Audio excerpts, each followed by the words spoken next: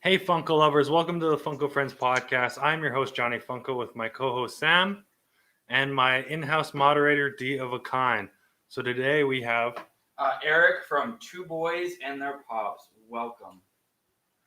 Hey guys, oh my god, I appreciate it. I can't believe it. I get to be on the Johnny Funko show with Johnny and Sam. I am excited. How's it going? Great. Great. How are you? No, are you sure that Sam didn't stand in at some point for the? Have you ever seen the character Jackass, the movie Jackass? There's Johnny Knoxville. Yeah. Yeah, Sam, I'm telling you, man, like he could be a double, like he could be a ringer. I don't know, like like a Johnny Knoxville double.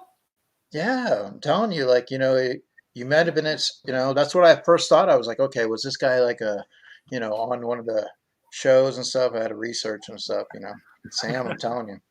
I look like Johnny Knoxville. Yay, I got a compliment today. I look like Johnny Knoxville. Hey, Ninja Snipes music. Ninja, how are you? Johnny Knoxville. Yeah, wow, my self-esteem just got boosted. Okay. Anyway, okay, so our first question is, how did you come up with your YouTube name? Well, so obviously it's a play on words, Two Boys and Their Pops. I mean, Pops was one of the channels that we built it around, Funko Pops. And of course, my two boys, and I'm Pops, Dad, Pops. So Two Boys and Their Pops. And basically because of the epidemic, it just kind of, I was just looking at ways that we could start with YouTube, and Two Boys and Their Pops, just had that kind of a ring to it. Hey, bees popping, Sensei Serum. Yep. Oh, Ninja Snipes was already subs. Nice. So that was your first idea, the very first idea for the name, or did that take a little while? No, it was, so basically my boys wanted to start a YouTube channel, but they were a little on the shy side. We had this epidemic hit, so we obviously had some time on our hands. Right. And I was like, okay, so I started kind of researching a little bit, like looking at channels, and I was like, what do I need to, I don't know, what do I need to do? Like, let me just think. And then so I was like, well, I got two boys, and I'm Pops, and it's Pops that we collect or whatever that we were thinking about doing. So it's like Two Boys and Their Pops, just play on words. And it just kind of stuck. And, we started working on the designs of the logo, and had somebody do that for me. And, of course, like everybody else, you start doing a video from your basement, and it looks like, like you're like on the moon or something, and you trying to decipher what people are saying, and it's like one of those old Chinese karate movies where I start saying, yeah, I got this pop, but then it comes in a little bit later, 20 seconds later, so, but Two Boys and Their Pops, so it's stuck. Sky, anybody want a dog? Anybody need a dog? I have a dog. My oldest son just came home from high school, so I was gonna say somebody came home. Yeah. So he's home, and so obviously he made it through the first day. But, hey, Nadia. Yeah, Sensei Serum. Hey, Tyler. Baby Ice. What happened to our camera? There it is. Oh, is that what happened? Yeah, that was weird. Okay. So would you say that wow, I can't talk. The Johnny Knoxville thing. Tell you guys in the chat, come on, like Johnny Knoxville, Jackass, Sam, like I said, he could be from a distance, like sitting around, like you can see it a little bit, it doesn't have to be identical. I'm just saying, Johnny Knoxville. Ninja Sniper, yeah, for sure. Do a video on your Funko Pops. Shut up, Beto. Did you see that? Cher's asking if you believe in love after love. No. Good luck. Oh, you're on. Yeah. That's only with Betty White is there love after love. You know what I learned today? Or I learned this a while ago? Betty White is older than sliced bread. I was like, what? Well, there's a lot of people that love that Betty White, and they would love to butter up some toast with her. So, definitely. But I mean, in the heat.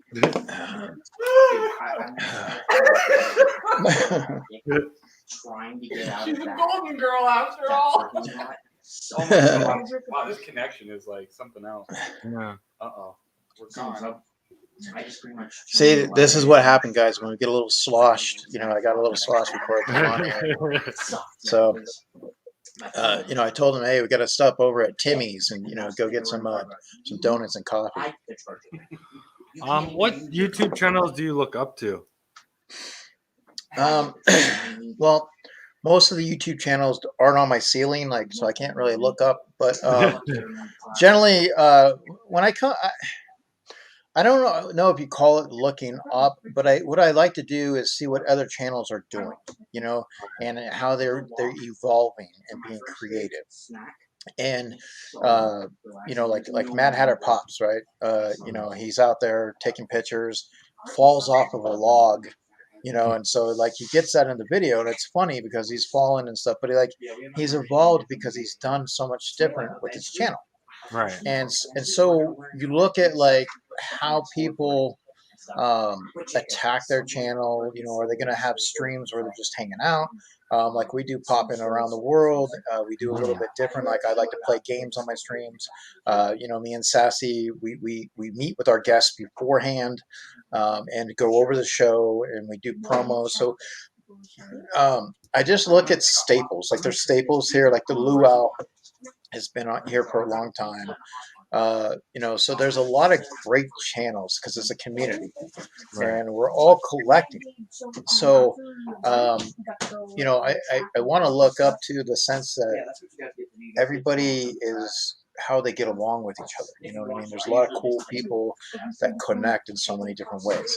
So that's one of the things that I look up to is, you know, there's channels out there that are really doing some amazing things, some channels that are working on going in that direction. So it's really kind of hard to say look up to, but I think that everybody in their own way does their channel the way that they want to. And I think that's one thing to look up to, you know, is that people are creative on their own platform. Right. Oh,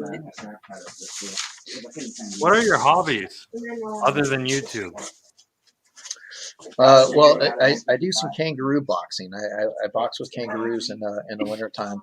You know, I train, you know, for when it comes to hobbies, you know, as being a single dad, you know, I do a lot of things with my boys. We'll go out and play basketball. We'll go hiking. You know, I take them, you know, to the mall, and we do pop hunting now and stuff like that. And I love baseball, sports. So I generally, as you get older, your hobbies kind of change a little bit. Right. You know, so I really, it's hard because, you know, we are also on YouTube a lot, you know, and so it's like, okay, do I really have a hobby? You know, and when I was younger, I mean, there'd be a lot of things you could just, like, I love horror, you know, horror movies, and I'm big, like, I can't wait for Halloween, to, you know, the whole month of October. So that's more like a hobby to me, where I like collecting stuff like that. And just having, like, for me, I would love to have my own haunted house. You know what I mean? Like, I'd create my own haunted house, and I want one of these haunted houses where it just really absolutely scares the crap out of people. And they're like, oh my God, like, we need to get to this house, you know, like a word of mouth, because, you know, you don't want to go to a haunted house and you already know what's going on because you hear the teenage girl screaming her ass off, you know, up ahead. And you're like, okay, something's coming up. You know what I mean? So you got to, like, what I want to do is let's say you guys and your ladies, okay, you're at the haunted house. Well, I split you up. So there's a room that divides you guys. So now you're no longer taking that element of being away from each other and taking it away. So that fear element starts coming into play, you know, because you're split up and you're in a haunted house and things are about to get spooky and scary. So now you become like, okay, like, I just pissed my pants, you know what I mean? So, like, that's kind of what I like to look at is just, you know, when you look at horror, and that's kind of like me, horror is like a hobby to me. Wait, so you said you were a baseball fan? I am a baseball fan. I tried out for the New York Mets. You know, I played in high school with Ryan Klesko. Played with Atlanta Braves. Yeah. So baseball has been, you know, a big thing for me growing up. My boys played Little League now. You know, so I'm a Giants fan. But I grew up like my family loves the Dodgers. I know it's like I can't Interesting disown. household. I can't disown them, but you know, like I mean, I started out like when I was younger with the Dodgers, but my aunt liked the Giants, and it kind of shifted over. But a good fact, I was actually at the '89 World Series, the earthquake. I was actually at that game, and imagine not having any phones. You're in a huge disaster, catastrophic, and you're like trying to stay alive and get out of that.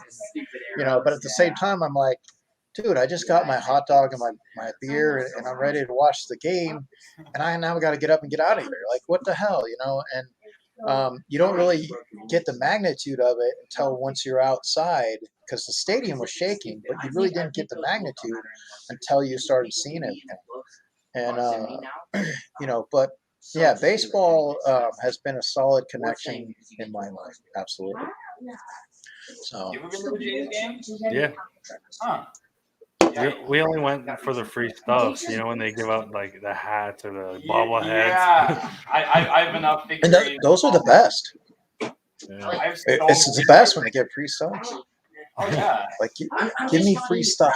You know, I love it. Like, those are the best times. Dollar hot dog nights or something. Yeah. Bento wants to know who played in the '89 series. I'm too young to know the answer. No worries, but it was actually the Bay Bridge World Series between the A's and the Giants. So the A's and the Giants, the A's actually swept that series, and it was a huge, you know, it was a good World Series in the sense of like it was going to be Bay Area, but you know the earthquake happened, and it was just really crazy. My baseball team is the Houston Astros for real. While I live there, you know what? The Houston Astros are cheaters. Cheaters. So now, a lot of guys in baseball have cheated. They just didn't get caught. So. I mean, when you bang on a trash can, like that's kind of obvious. Anyway, I won't get into more MLB. We're like speaking gibberish to you. Like, obviously, we have to support the Blue Jays. Let's ignore the hat. Hey, well, Toronto's been 8-2 the last 10 games. They're right in the thick of the wild card, so they're right up there with New York and Boston. So yeah. Hey, Lexus dude. Lexus dude. What's up, Lexus dude? How's it going? Yeah, we're going to the postseason. Baby ice. I'm calling it. We're going to the wild card game. I'm already gonna call it. You're calling it? All right. Our team is so good right now. So good. Well, you know, the thing is whoever really gets hot heading into the playoffs, like that's a good thing to look for because those are teams that usually go to the World Series. So it's the teams that are playing really well heading in. And like right now, the Dodgers, their pitching is really well, you know, together. So, but a short game, anything can happen. Beast popping. There are two types of kangaroos: friendly ones and not friendly ones. What happened to it? There we go. The boxing kangaroos also kick. I've heard that. Yeah. Well, I'm talking about Matilda. So there was a movie called Matilda where there was a boxing kangaroo. And fun fact, there's more kangaroos in Australia than there are human beings. Oh, so, wow. Yeah. So that's one of those things. Plus, Australia beats popping. They've got 21 of the world's most deadliest snakes. There's 25 like venomous deadly snakes, and Australia's got 21 of them.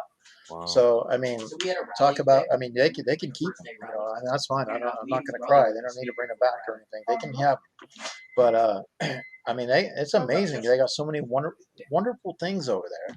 But they got some huge spiders. Yeah. They got snakes. Where, Australia? Kangaroos, Australia. I want to go to Australia, but I don't because of spiders. But I mean, there's a lot of cool places I'd love to go see. You know, I heard it rains spiders there. Is that true? Oh, this is from the Lexus dude. Speaking of the World Series in '89, I was there with my dad between the A's and the Giants. That's who it was. I wasn't alive yet. Leave me alone. It was '89. I That's who it have was. Riley and Alex in the same class. Wow. Okay. So he was there. That's amazing. Alexis D was there. That's awesome. And he's from Vegas too. Yeah. That's cool because that's so Alexis dude, he knows how crazy that was. Yeah. But yeah, I mean baseball, horror, I mean that's been, kind of one of the things that like I love Halloween, and it's like I'm like, okay, let's get rid of September. I know it's the start of Football. Yeah. football, and I mean they got some people that have their birthdays in September, but I love like October, November, and December. Like those are my three favorite months out of the year, and there's so much that goes on during that time. So I think we'll have one more baseball thing and we'll move on. Was it Tony La Russa that won with the A's in '89? Tony La Russa, yeah. Yeah. And so Mad Hatter Pops, one of the pops that I would like to get signed would be my ghost face, my Scream ghost face. I would love the thing that I kind of wavered back and forth was, okay, do you get it signed by the guy that did the voice? Okay, because he's always the voice has always been there, Right. or do you get it signed by the people that because there was more than one actor that was in the Ghostface robe. So it's like, do you get somebody to sign like, I don't really want Nev Campbell to sign it because to me she didn't play that character like, it just wouldn't fit. But the guy that ran the R.L. Jackson, now he was the iconic voice that we all know. So I don't know. So I go back and forth, but I do have some signed pops, horror style. So I would like to add that to my collection. I think you said that in other lives, right? Other lives. Yeah, I thought I answered that. It would be the voice actor would be the best because it's. And I mean, because it really goes with all through the series. Like that's one constant. All the other movies, it's always changed with the actors that have wore, the Ghostface outfit. So, hello, Dia Bakine, Beto. Who's your favorite WWE wrestler? That comes from Beto. Of course it does. WWE. Well, I mean, I kind of old school. I actually went to a match with Hulk Hogan and Randy Macho Man Savage in Anaheim. There was also a Royal Rumble that we went and checked out. So I'm kind of still learning a lot about how the evolution of wrestling has been lately. There's so many people in this community that really, really love wrestling. Mm-hmm. But, oh, yeah, Randy Macho Man Savage, there's just something about him, or Stone Cold Steve Austin, I mean, there's just a lot of iconic wrestlers have come through. I mean, but there's been some great matches over the years, just in general. But I mean, WWE, is coming through. You got the like A&E, you got the B&E, you got the C&E, you got all these E's, with the wrestling, all these elites. It's hard to keep track sometimes, but it's fun entertainment. It's always been able to stand the test of time. Right. Where, and that's what I love about the wrestling is, it's pure entertainment, but it's so fun to get into. Yeah. I mean, you get a guy coming into the ring, Coco Beware, dressed up like a bird, and it's like, and you got another guy with a snake around his neck, I mean, take my money, Yeah. So how long have you been making YouTube videos? Well, we started, so it's been a little bit over a year now. We started in February or March, right when that pandemic hit. Yeah. So like, so about a year and a half. So we hit our 1K back in December. We've been kind of moving along here and there. And what's kind of frustrating is like I just recently had gotten bumped up to, I don't know, it was like 13, almost 1350, right? Mhm. And YouTube, like I just recently had checked, YouTube took away like 25 subscribers. Yeah, And it's ridiculous. and it's like, what do you got to do? Like, it's so frustrating because you're trying to obviously get your stuff out there in the algorithm. You're actually trying to give yourself an opportunity to build up your account. But Right. if somebody subscribes to you, that should be good enough. Like I don't know why YouTube has to play matchmaker and say no, no, no, this doesn't work. If they have a YouTube channel, and I mean, if it's you know a channel that's subscribing to you, I mean, I don't know. So I get kind of frustrated with it sometimes because as you know, when you go into streams and people are like, okay, let's go ahead and subscribe. We're going to drop the link and go over to this person's channel, and then Mhm. they do that, but then all of a sudden YouTube takes it away. Mhm. It's like, well, then what are we supposed to do? Am I supposed to go door to door now and say, hey, I got a YouTube channel. My name's Eric. Nice to meet you. If you don't mind, I'd like to sit down and show you 2 minutes of my channel, and maybe afterwards you can subscribe to me. Yeah. Uh, it's like you can't do that. And so that's why sometimes you just got to have fun, do your Mhm. stuff, do what you do. And, if people come and people share you out and subscribe, then great, you keep growing. But I mean, at the end of the day, we do this because we want to do it because it's fun. And the people that we've been able to meet in the community, Right. has helped that along. So, Yeah, I completely feel you. Like I would have been at 2,000 subscribers by now if I didn't keep losing subs constantly. yeah, and that's what I'm saying. It's like, what I don't understand the formula. Like, please, if YouTube drop us a video or something that explains exactly what you guys are going to accept and not accept, and let us play by the rules or what. But explain it to us, teach us. Like I Mhm. said, so give me a fishing pole and teach me how to fish, and I'll go do it. Yeah. But because otherwise, it's like if you do go into a stream and people are subscribing to you, and then all of a sudden 2 days later YouTube says no, i I don't get it. Yeah. So, but I mean, like I said, uh we do what we do. And when we first started out, I mean, you don't even think that you're going to get 100 subscribers. So to get where you are, is a good thing, because there are people that do support you. There's people that love what you do, uh and people in general you just build friendships with. So, Right. and that in the end, that's the winning part of it. So, 100%. Yeah. oh, okay. Where's security? K&L is in here. We got it, guys. He's late, so we got to get that guy right there. K&L Collectibles. Where is security? D of a kind. Handle it, D of a kind. Uh, so what would you say makes your YouTube channel unique and special?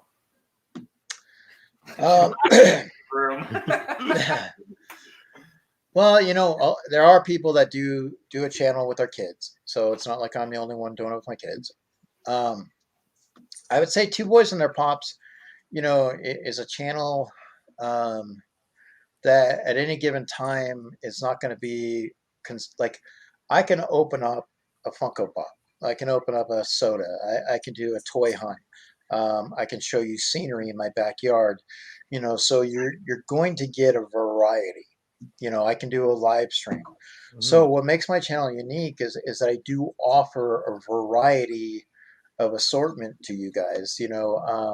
Not just you're not going to be pigeonholed and say, okay, well, he only does a video on Tuesdays, and it's going to be his pickups from Target. You know what I mean? So Right. I try to have a little bit of variety and try to be creative and fun when I do stuff. I try to use my imagination, the information that I have to my ability, learning some of the editing. So that's one of the things that I think that I offer. Plus, I consider myself a unique person as far Mhm. as like, because I'm genuine. You know what I mean? Like I consider myself that, and there's a lot of people out there that are, but that's what I'm saying is like you're gonna get that with me. I'm not gonna just sit there and come across and be fake to you. Right.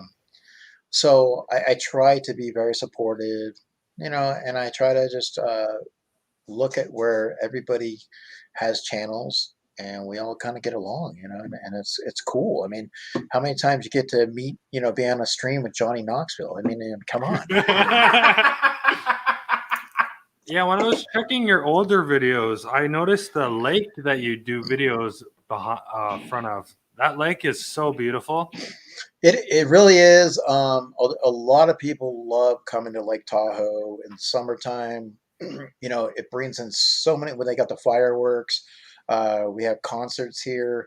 There's a lot of opportunities from people 4 hours away that will drive up here. And the lake, believe it or not, now if the lake was to, if they took all the water out of the lake and release it, it would cover the state of California 14 inches in water. Oh, wow. So, and the thing is it's a huge amount, vast. I mean, it was one of those things where, God, I wish they could have just got some of the water from the lake to put out the fires and stuff. But because of the boating and the fuel and stuff like that, it's hard. But definitely, if that lake was to dry up, it would definitely hurt this town a great deal. So Yeah. So we're gonna get into some Funko questions. So, what was your first Funko Pop that you've ever got in your collection? that was going to be Chucky. Now here's the hard part. Because of the evacuation, I had to put a lot of my strong pops, things that were high value and stuff like that, into Mm, tubs, and I had to put things into storage before. So I believe it or not, I mean, it was like I got stuff everywhere, right. and because we had to go, like it was like, fire's gonna come. I had to load up the car. It was so funny because I have these Funko Pops, right, and they're in tubs, and I got them strapped to the top of the truck, and I'm trying to get the strap hitch going, and the boy's mom, she's freaking out because like she's in Midtown, so the fire still wouldn't have even got to her. It would have been a while. It would have Yeah. got more to our area, but anyways, like we had to evacuate. She's like freaking out, and like saying, "I don't know why you got to bring those things," and I'm like, "Because you don't collect Funko, you don't get it." It's like if the fire was burning my house down, sure, I would get the boys, get the pets, get out, and just leave it. But because I knew I had time, I Right. mean, come on, I mean, I'm not going to leave my stuff behind. Obviously, I'm already giving up a lot of stuff, anyways. That's going to get burned, so I'm going to make sure I get what I can. Right. But so the Chucky on a cart, um, from the Hot Topic. Mhm. Um, Me liking horror and Chucky Child's Play is one of my guys. That was, one of the ones that got me going. I was like, wait a minute, they have horror pops? Like, they have like Funko has these. Right. We've gone into Toys R Us, and believe it or not, I can only imagine some of the chases that I might have passed by, and when I didn't do Funko, and Right. and so now it's like I go in these stores and I can't even find anything on the shelf, and but now it's like back in the days, I bet you I could walk by and there would just be like an abundant of pops and stuff. But Right. yeah, so definitely horror is my gig. So Chucky's one of the characters, and he has a sci-fi series coming out in October, Yeah. and so I'm looking forward to that. What's Uh, up, Arcade? Arcade. Hey, Arcade. Arcade, thank you, Arcade. Oh, He said he liked my hat. nice. I know, even though he's from Detroit. So, are you a collector of soda pops? I am, as so these are the ones I just recently got. Oh, okay. Now I have more, but the thing is, I put them in storage. Right. Okay, but I just like, for example, I haven't opened it yet, but I got the Kaboom 3,000 piece, Oh, and then like the Steamboat Mickey. nice. I remember that. So generally, I got the Captain America. So I mean, yeah, I I dabble in the sodas a little bit, Do you remember your first one? Ooh, that's a good question. Uh, is this gonna be a test later? Do I gotta remember all? Let's see. No. My first soda. Damn it, Johnny. I'm trying to think about that now. I'm trying to think what was out back then. Trying to think what I have in my collection. It probably was a Marvel one. I'm gonna say probably like maybe like Thanos or something. It was gonna probably be one of the Marvel ones as a Okay. possibility. The funny part is when sodas first came out, Mhm. I was kind of like, I don't know, like I don't know about these things. Like I'm not, how are they, and when you start opening them and you start looking at them, and some of them were really, really cool. Some of the Right. chases, you're kind of like, why? Like, why is this a chase? Why didn't you do this? But when you open it up to see if you got the chase, it's exciting, So Yeah. it's that little mini rush that the soda brings that the pop doesn't have. If you get a chase pop, you already know because it's on the box, right? Yeah. But when you get a chase in the can, you're like, sweet, like because you get that pog, it's that instant rush, boom. Right. So I definitely have started, and they stack up nicely, Yeah. and then like Flip Cake, he has these soda toppers, that he sent me over some of those, and they just, I don't know, just something about them recently. I'm definitely going to dedicate a shelf and a wall to them. So Mhm. as long as it's, I'm not going to get every single one because not every single one fits, for me. Yeah. But there are some that are really cool, like this one right here. I can't wait to. I got the Gladiator Hulk. Oh, cool. I like So, that one. and then of course, like Captain America, you know, and then the Harlequin Demon. Oh, okay. So I mean, You're not gonna get the Devo one? um, I may get the Debo one, but the thing is like that's what I'm trying to go back to and say, okay, what did I miss?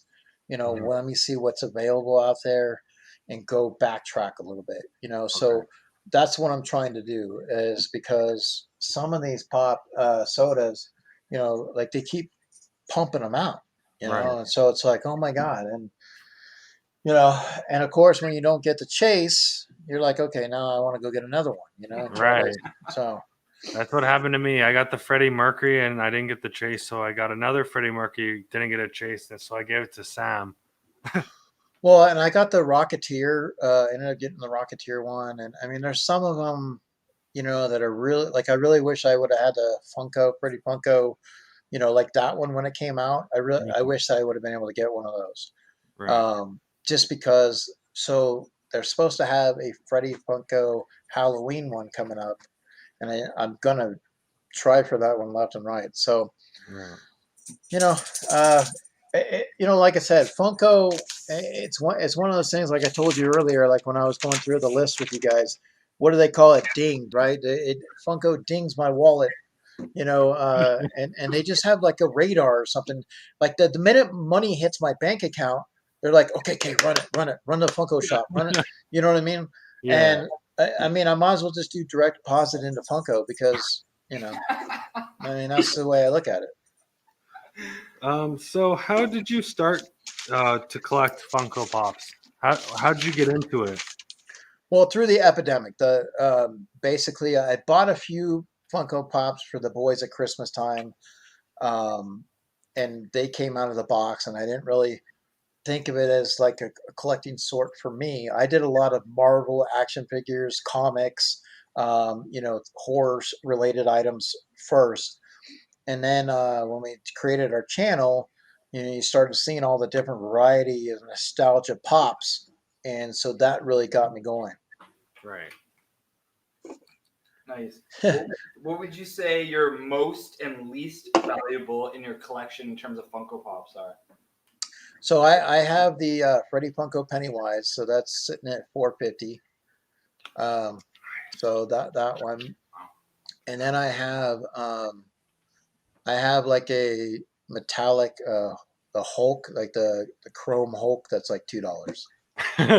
So that, and Arcade said the real question: do you smoke weed? Yeah. So so I have dabbled in some greenness, but I do work for uh, a school, and it's hard for us to be in that situation because I don't want to be like say I just it's a hard sensitive area because when it comes to school you want to make sure like there's nothing that they could like say. I don't want some kid to be like, oh, that guy got me weed, you know what I mean? I'm like, what are you talking about? Like, so um I actually to believe so I worked at a high school, and this is in Sacramento area, and I worked at a high school, and I was a campus monitor. So I'd go around and and it was a fun job, but I always had to be tough on the kids. Yeah. And so there was this freshman kid, and he had this huge thing of weed. I mean, we're talking a brick, like a brick. And so, and I ended up catching him, and he's like, well, he's all, my parents are going to kill me. He's all, can you take it? I'm like, I have a boy, a son. I said, I work for a school. Sure, let me just hang on to it so they could like I could lose all that. Like I'm like, come on, dude, are you serious? Like I can't and so you deal with that stuff. And the funny thing is I was in a car since I was a campus monitor. There was a senior that was bringing the weed in a coffee can and selling it. And so I hid in one of the cars. I parked the car in the parking lot, and I waited for the kid to come, and then I busted him. But I told him, I said, look, you take it home, don't bring it back again, and I won't, I'm not going to report you, whatever. And he was a senior, right? So what does he do the next day? He brings it back. I was like, are you serious? Like, what the hell? So I had to bust him. He didn't walk. But I mean, it's so that's why it's hard for me. I'm glad now I work with the kids in the classrooms and not like patrolling the campus and busting them. But, so to answer your question, yes and no. So, um, but, Arcade, like I said, he does it well on the stream. So, Yeah. you know, Oh god. Okay. Back Hi, to King Bob's. Bob is collecting. Sounds like a theme park. Yeah. Anyway. well, yeah, you got to watch out for the King Bob guy too. He's you might need to get security on that guy. I don't know. So He's what's yeah. I was gonna say you might have to hang a Larry with that guy. He could be a little greasy. So just so you know, greasy guys in Canadian is suspicious. What's a Funko Pop you'd like to see made?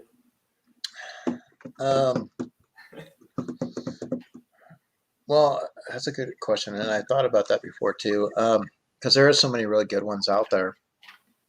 I honestly, I don't, I kind of want to go away from the Funko Pop being made, and I want to go to the sodas now. I want a Ghostface soda. I want a Sam soda. So I'd like to have that. But why don't you give me a Funko Pop of a movie moment with Freddy versus Jason? Oh, that'd be sick. Or even Freddy or Jason coming out of the water with Freddy's head. Something that I like, the iconic moments in movies that we all remember. And so I would love to see, and you have molds for them. So, you just give me a moment of Jason Voorhees in the lake coming out of the water holding Freddy Krueger's head. Would be awesome. So is collecting an addiction or a hobby at this point? Well, I haven't had my addiction meetings yet recently. There's help out there. But I know that, like I said, when you're telling the kids to get in the car and tell them the minute we get into Target, run. I think it does create something that's going on inside me. I don't know, but I do like the fact that when Funko Pops drop and you're trying to get them. And like, I mean, they have these box sets that come out, right? The Harley Quinn, like the Venom, and Target's supposed to have an exclusive to these things. And you go all over these Targets and they don't have them. So it does become an addiction at that point of like, why am I driving all over the place looking for this one particular item? Right. So I think it's fun to be able to do that. Now, if I was one of these guys that was just a flipper, then obviously, it's like, okay, you're still having the addiction because you want to get these pops to try to make money. You're right. So it's amazing to me though when you go to these cons or you go to stores or whatever has Funko Pops and you see the amount of people that are there to buy them or they go into Hot Topic on a day of a release.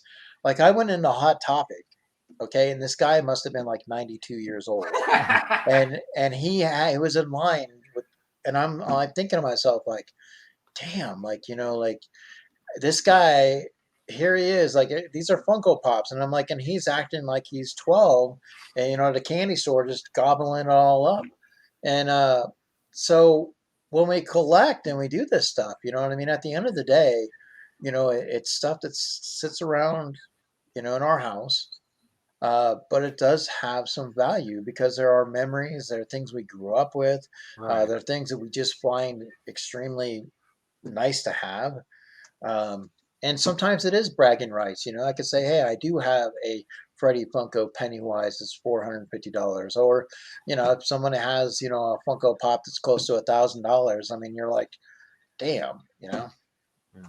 So, What's your favorite line of Funko Pops? well, when I can line up chases all across my room, that's my favorite line right there. I just line them all up and say, okay, here's one chase, chase, chase, chase. No, I would say for me, it's all going to be a horror first. If I had to at the end of the day sell every single pop I had, I would still keep like my Scream, my Freddy, Jason, because I grew up with that stuff. My dad, the connection I have with my dad with horror, me and my boys now, so it means a lot more. Um, Marvel is very close to because my boys growing up. I mean, I read comic books and all the comic books that like Secret Wars, all the stuff that you see in the comic books that are now coming to the screen. So I get to go to the movies with my kids watching the Avengers when I read this stuff, and now it's on screen. And like my son Logan, when the Avengers first came out, I took him to the movie theaters. Of course, I was so excited. I said, here's a tub of popcorn, some liquor, some soda. Let's enjoy the movie. Of course, we get home and the kid throws up on me. So it's like that's the hard part of it. 100%. So, uh-oh, they're frozen. Can you guys hear me? Are they frozen? All right. So, anyways, what I was saying is when it comes to Funkos, I like the horror, man. I really like the horror. Although I got this the other day. Check this out. Diamond Stitch exclusive. Yeah, I got that one. And then I got the Tokidoki Scooter Tokidoki. That's pretty cool. And so we got to entertain you. Oh, they're back. We're back. All right, it's all right. We just had a little issue. I was like, okay, is that did it happen to me or like I wasn't sure. So, so who wins in the fight, Jason Bourne or John Wick? I definitely think John Wick.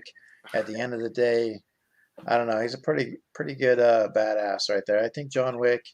Well, it depends. If Jason Bourne killed his dog, I think it's over. Like John Wick, takes care of him. But Jason Bourne's pretty tough too. Hey, Mr. Awesome. Hey, Mr. Awesome, how are you? So how many Funko Pops do you have in your collection?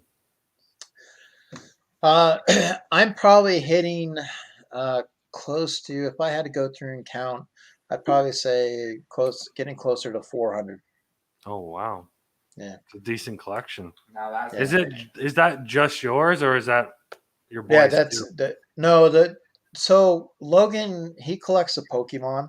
Oh, So okay. anytime there's Pokemon stuff, I usually put it in his direction. They do have some out of the box stuff, but I think overall with the Funkos that we have, it's probably in that neighborhood of 350 to 400.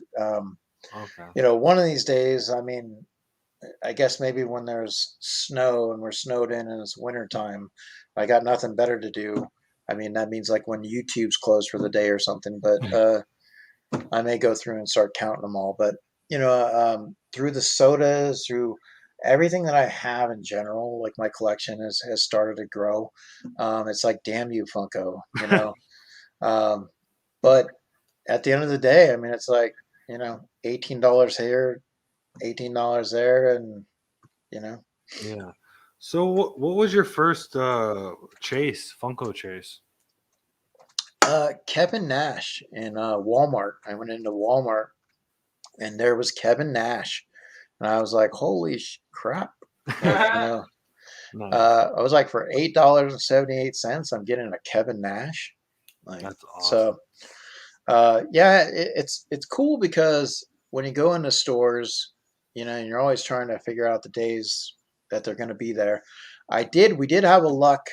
We went into a Hot Topic, and they had the Eeyore Diamond Chase at Hot Topic, and Right. my kid Logan not only found one but found two, Oh and wow. so we're like, yeah. So at the time, it worked out really well because I was able to trade one of those for my Leatherface chase, Oh nice. and then the other one I gave as a gift. But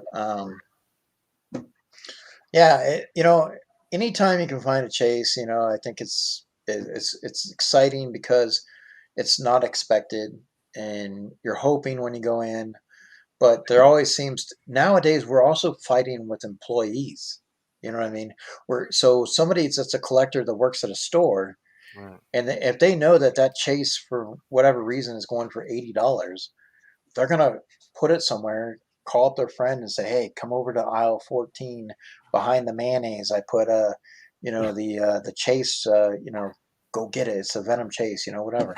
And and so now, you're kind of going up against that. And you go into you ask people, "Hey, you're supposed to get these pops today. You're doing an exclusive," Right. and they don't know what you're talking about. And it's like you're asking them a question like algebra or something, and it's like, Funko, the Pops, you work in this department. I mean, so. Your guys' hot topics. When things drop, do they not allow you to call to see if there's stuff in store? So you could call, but the thing is, what's even better now is follow them on social media because a lot of the hot topics, I know like my malls, they'll say what's going to be available that day, the next day, or whatever. So if something's going to restock or it's going to be there, you have it on social media, and then you could just go. And then you got to go fight the mall rats and deal with all that and stuff. But um, it's just it's interesting because I think a lot of people now aren't necessarily just in it to collect. I mean, you're also fighting with people that are in to make a buck, and Yeah. it sucks because yeah, I don't want you to buy a $25 pop and tea and then turn around and put it for $150 on eBay. Yeah. Like, I mean, at least be reasonable, make your money back, and I'll be willing to pay double. Because if I want that particular item, fine. But don't sit there and say, "Oh, well, I'm going to sell it for $150." Like really, like how do you sleep at night? You Yeah, know? that really pissed me off. Like a couple of days ago, they dropped an Inuyasha pop at Hot Topic, and there was only three in the store. And this person bought all three, and he doubled the price on Facebook Market. Right. Yeah, he like doubled the price. It was like 17. You can buy for 17. He wanted like $55. I'm like, that's not reasonable. See, our Hot Topic, what's good about them is they will only allow one exclusive per customer. So even if you grab all three, they're not going to ring you up. So what I do is I take my boys, and if it's something like I know there's going to be a lot, like for example, the Red Hulk chase. Right. I wish I had my boys that day because I had an opportunity to grab more than one and help other Mhm. people out. But that's the way I would do it. I'd be like, okay, here's one card and here's another card. Go get in line, boom, boom, boom.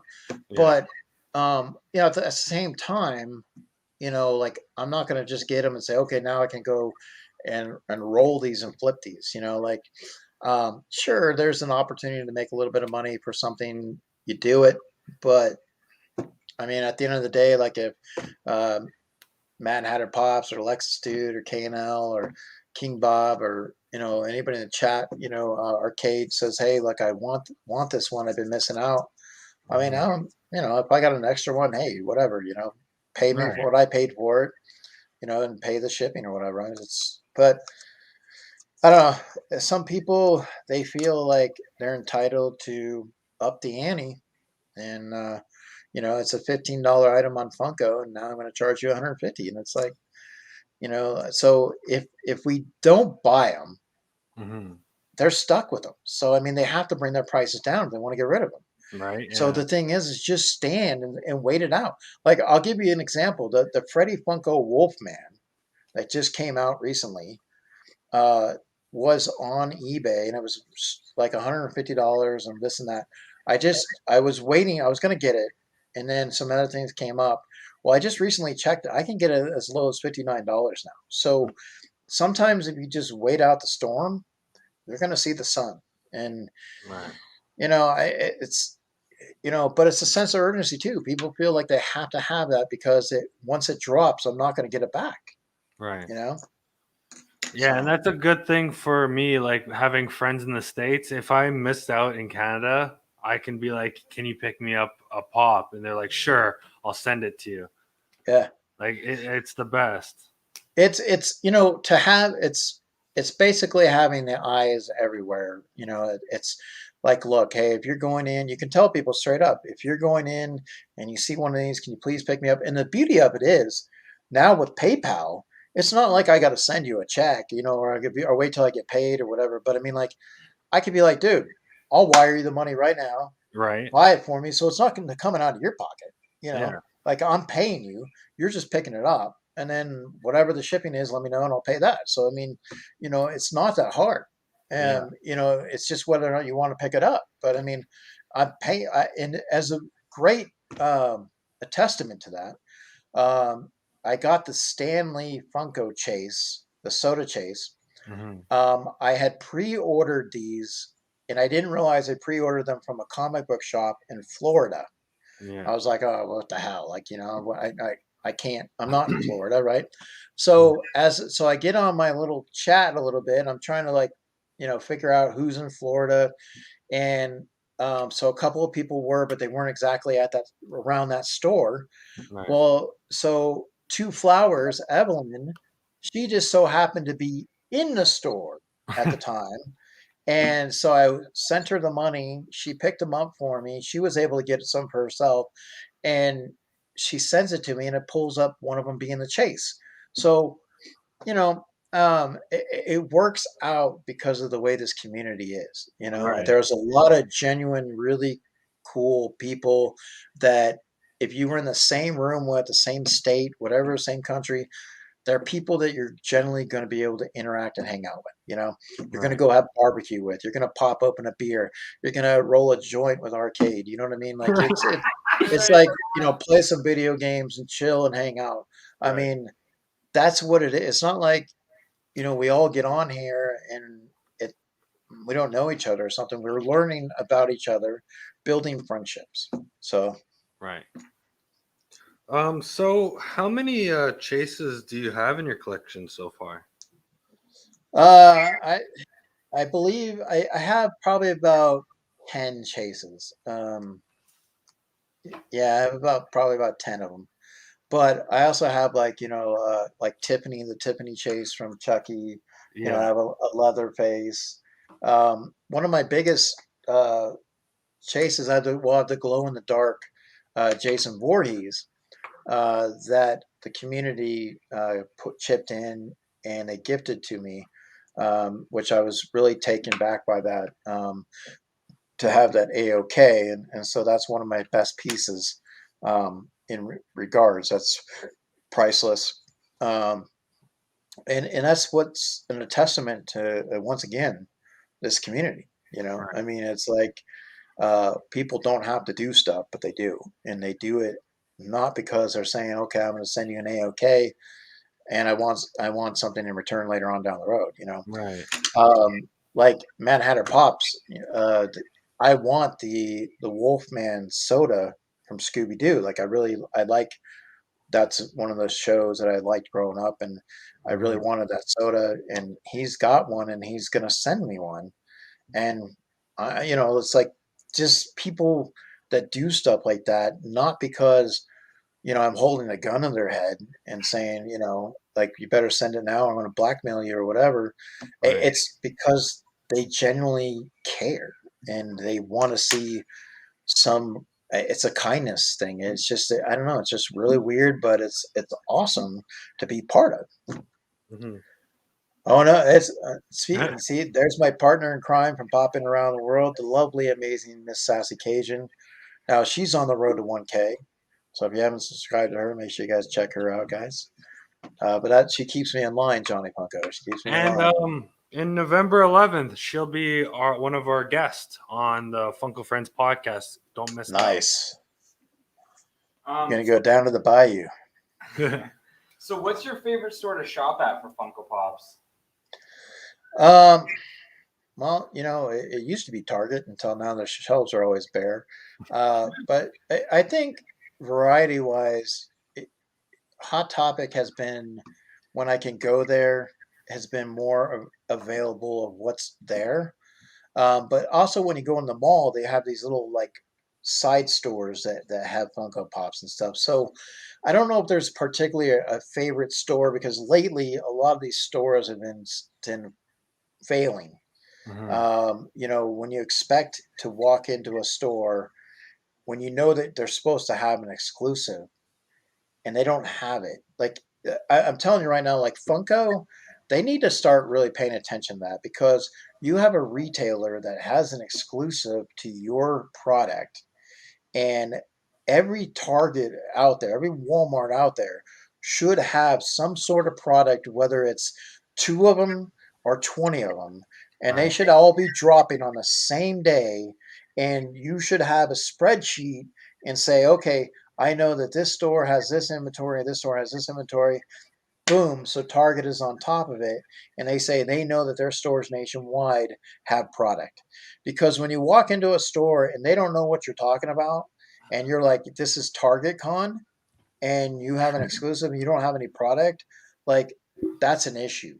Right. Like that's an issue because we support Funko. We buy into it. Mm. And if we can't get it at a retailer and Funko, otherwise, Funko needs to have their own drops for Target Con. Say, you know what, we're doing a Target retail drop today.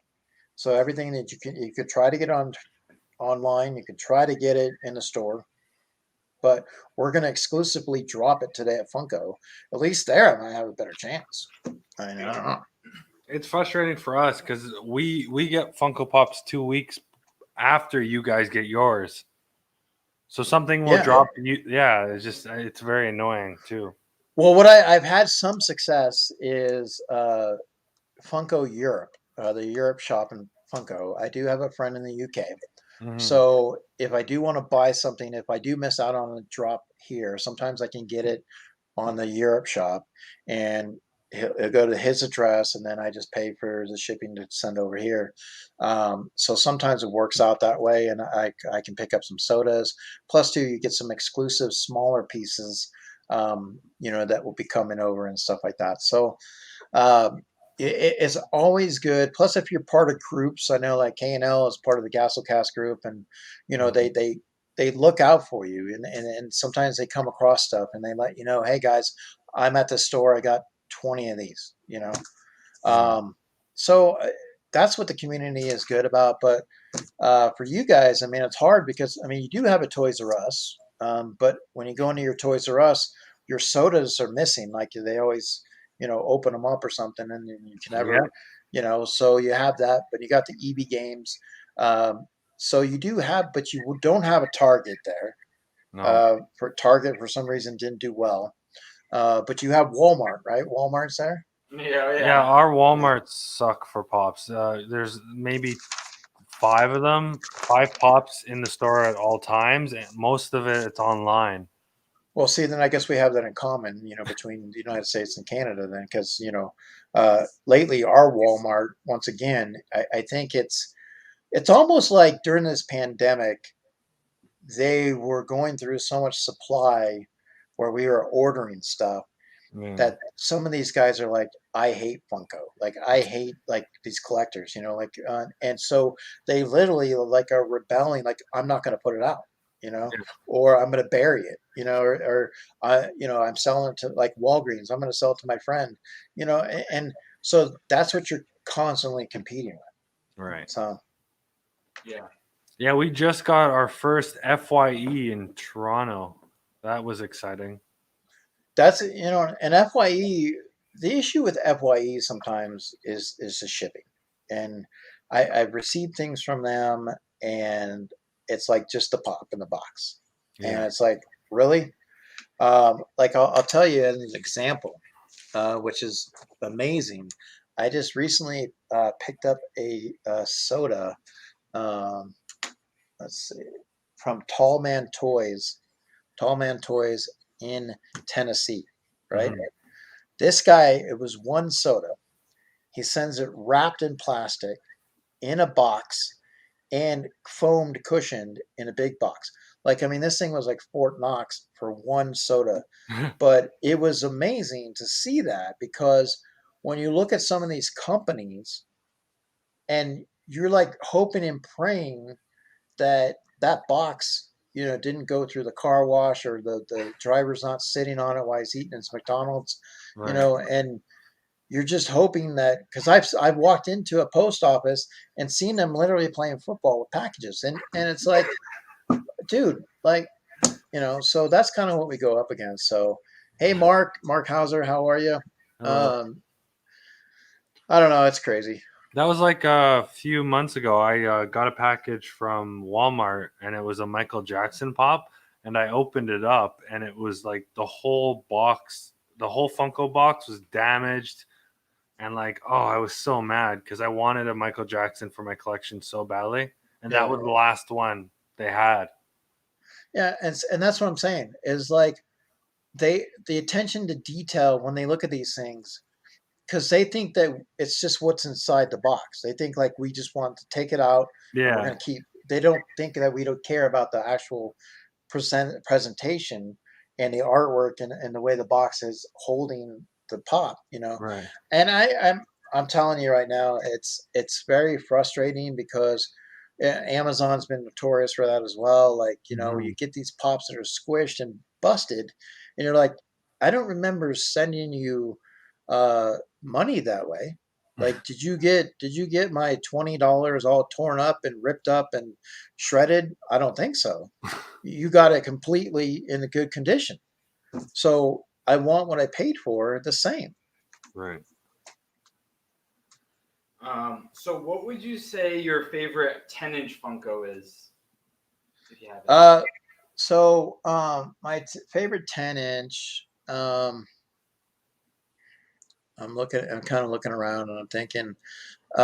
So I have the Skeletor.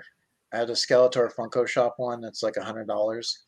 I like that one. I also like the Pennywise with the boat. So I have that one. But I also love having the Chucky one. And then recently, it's kind of hard too because I really, I enjoy this guy too, my Godzilla. So definitely having stuff like that. But it's so hard because the boxes are so damn huge. They take up a lot of space, Yep. and I mean, you walk into these stores and you see them for $30 and you're like, tempting, tempting, tempting. But then it's like when you look at the ones you have at home and you're like, I mean, I don't live in a mansion, so I mean, I don't have the extra room just to go and do that because otherwise I got to start having my boys sleep in the car and take their room over and start storing it. So Right. Yeah. So, do you prefer in box or out of box when displaying your Funko Pops? wow, you're getting personal, huh? I I like mine in box, but I will say there are some pops uh, that if you don't take them out of box, you realize, like, for example, um, Krampus. If you take Krampus out of the box, the baby's on the back, at the back of his back. Right. If you leave it in the box, you don't know that. Yeah. So there are some pops that are designed to be out, 100%. Um, so it's always good to at least take them out to look at them, and then you can make that decision. Plus, if you take them out of the box, uh, the issue that you have with them sometimes is if you knock them over when they fall, sometimes the foot breaks off or something breaks, and so you're like screwed. I'd rather at least have the box damaged on the corner than have the actual pop break off. Gaming with Cove. Oh my god, it's been forever. What's up, Gaming with Co? Yo, gaming with Cove. What's your favorite Marvel movie? As we steer away from Funkos now. Yeah. It's a good question. My favorite Marvel movie that I really, really enjoyed. I still, I mean, there's been some really good ones, but I really like Civil War Mhm. because the reason why I love seeing how all these characters came together fighting each other, like the comics, and seeing the Iron Man, Captain America, Lash, and being able to see Spider Man in there. Like, to me, the interactions between those heroes like you would in a comic book. So I really, really enjoy that. We recently saw Shang-Chi, and that was really good. Black Panther was really good. Mhm. So I mean, Marvel, they have the right formula right now, Right. and they're not just putting out movies just to take our money. It's a thought process. They're taking their time and thinking of a direction, making sure the product is, what we want to see. They have source material. They have great actors. They have young and up and coming actors. So they have a vision with what they're doing with their movies. Right. Which, unfortunately, DC, they need to be able to do that. They need that one person that has an understanding of DC properties and scrap it down and say, you know what, maybe we are going to be a copycat, but we need to do a little bit something similar to Marvel and start introducing. Don't just keep bringing me Superman, Batman, and Wonder Woman. Like try your hand with some other new properties. That's the thing that Marvel does. You have the Eternals, the Guardians of the Galaxy, Shang-Chi. You have some characters that a lot of people aren't familiar with, but now know very well because of the direction that they put them. Right. So take a gamble, bring out some of these characters in the gallery, and don't just bring out the Joker. I mean, sure, he's a great character, great, Yeah. but let's see somebody different. Mhm. Let's get somebody that Batman really can. Let's get a little bit more Riddler, Scarecrow. Let's get some Ra's al Ghul, like some guys out there that haven't had a lot of screen time that might now be able to play in to a good role and come up with a good storyline that's going to tie in the properties, and have some cameos, and Yeah. I think if they really take to heart the properties and really get somebody that really wants to be part of that, plan of growing them, DC can do it. But, you know, Yeah. I don't know. What's your favorite Marvel character? Well, my son is named Logan. Yeah. So, and I named him after Wolverine. Oh. So, Wolverine, hands down. I love Spider-Man, but Wolverine has always been my go-to, my guy that I like his, the way he is. He can pretty much be an ass, but he can do things, toe to toe. Wolverine has always been somebody that I've always enjoyed reading comics, watching as a character. So, Right. So what's your favorite character from The Walking Dead? Rosita, hands down, because that's the one that I can envision dating. So, Rosita, 100%. If you're out there listening, Rosita, call me. Call me, Rosita. Uh, so, the problem is when you invest in these characters, a lot of them, have come and gone. But like, Daryl's a fan favorite. He's great. But if you really look at this, my boys have started watching some of the series now. So over the break, they started watching, and I think they're in season 4. And one of the things that they got to see is some of the things that Carol is doing. And Carol, if you look at over the season, she's really developed into a badass. I mean, she lost her daughter. She's gone through. I mean, she's come in with as a walker, blowing up the compound, saving these guys. She's had to kill a kid. I mean, the things that she's gone through. Right. In overall sense. Just recently in the new season, one of the things that she had to do recently is just like it's Carol to me really shows the toughness in that show. Like, sure, Rick and Daryl and Negan, they get a lot of that, but Carol is right there. So, but definitely Rosita, call me. So what's your favorite action figure in your collection? That's gonna be. I have the black costume Spider-Man. So I have the Venom Spider-Man Oh, Marvel action figure. So I have a lot of those on my wall. I took them down because of the fire and yeah. put them in a tub. But I did collect. Funny thing is when I was younger and I was collecting things like when the Simpsons first came out, I was Hmm. collecting a lot of stuff, and I had things on my wall.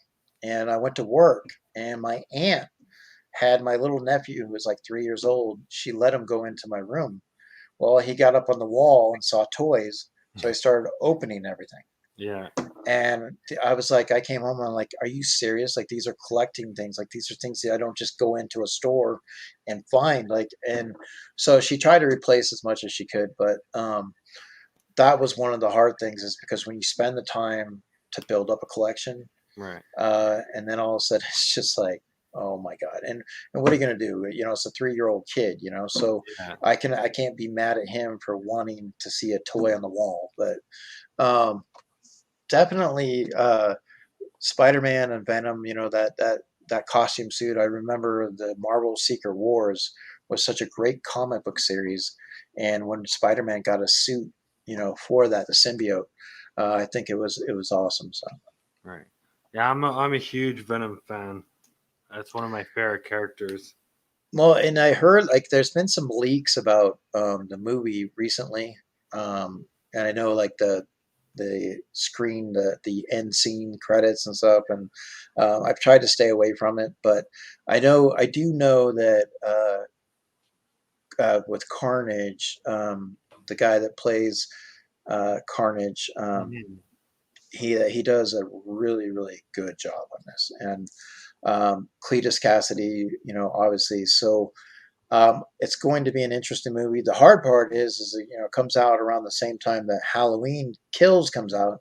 So I'm like, God, now I need to go spend more money because I got to see both of those in movie theaters. On the IMAX, I got to go to the big screen for those. Yeah. So I noticed I've seen a cute fluffy friend in some of your videos. What's the cat's name? Simba. Simba. Yeah, Simba. It's funny because we went down when we had to evacuate, I had to put the cat in the car, and the cat's not used to the car ride. So, of Right. course, he's meowing, and I tried to make it really comfortable for him, and I had everything all set up, and I even had it put to where the litter box would have been in the back seat, like the back part, to where if you had to go to the bathroom, it was there. Right. But he was just meowing and meowing, and it took him a while. And then once we got to my aunt's house, and he finally got situated. But he's a big cat, big fat cat.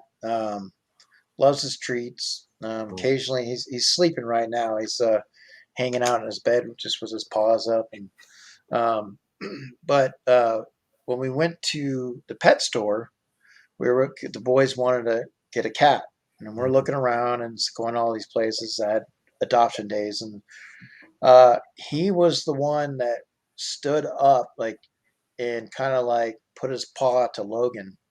So it was kind of like he was saying, "Hey, take me home." And so that was that, and we took him into the room and kind of hung out with him, and he was playful. So it made sense. Right. So who in your family is the biggest Star Wars fan? Well, I mean, it would be me because, like the boys, I have some of the original Star Wars figures from Mhm. '77. Yeah. From when I played with, I still Oh, not again. have them. They did really enjoy watching The Mandalorian.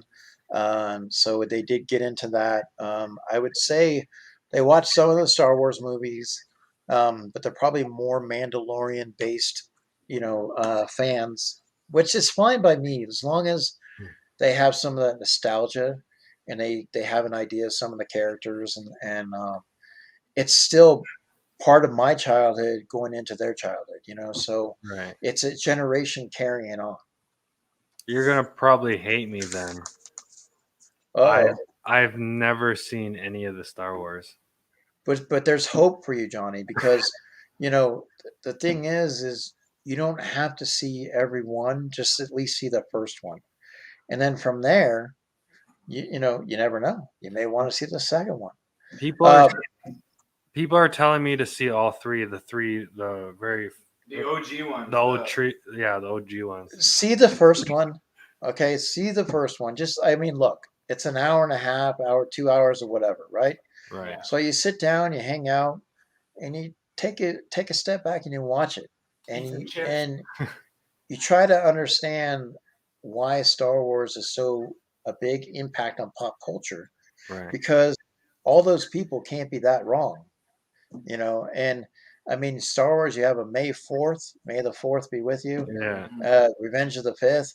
I mean, so you have, and plus two, uh, you may like the cantina. You're a music guy, so you may like the cantina, them playing the music. Yeah. Uh, but you don't have to. Um, if you get late to the party, it's okay. KNL. I mean, sorry, not KNL. Lexus dude is late to the party too, Well, but see, he's that's 50 or 40, in his 40s well. or 50s. So you guys just carpool, and get to the party at the same time. It's one of those things. Look, if you watch it and you like it, you'll see the next one. If you Mhm. watch it and you're like, okay, it's all right. I'm still not hooked. I mean, not everybody likes the same things. I get it. You know what I Right. mean? But it's just something you at least owe it to yourself to know whether it's yes or no. Right. You know, so at least treat yourself to the first film. You know, Yeah. but make sure you watch it. In the best way possible. Crank up the sound, and plus too, like, I mean, really, like, Return of the Jedi is a really good one, but Empire Strikes Back, it really gets better once you start watching each one. Hmm. But the first one kind of kicks it off a little bit. So I really think that if I had to choose between watching the first Star Wars and Empire Strikes Back, I'd say watch Empire Strikes Back. But then you're missing out because you don't know a little bit of the backstory. So Right. Yeah, you gotta go 4, 5, 6. Okay. Yeah. I've seen all of them. The last one I saw was number 3, obviously, and then that's it.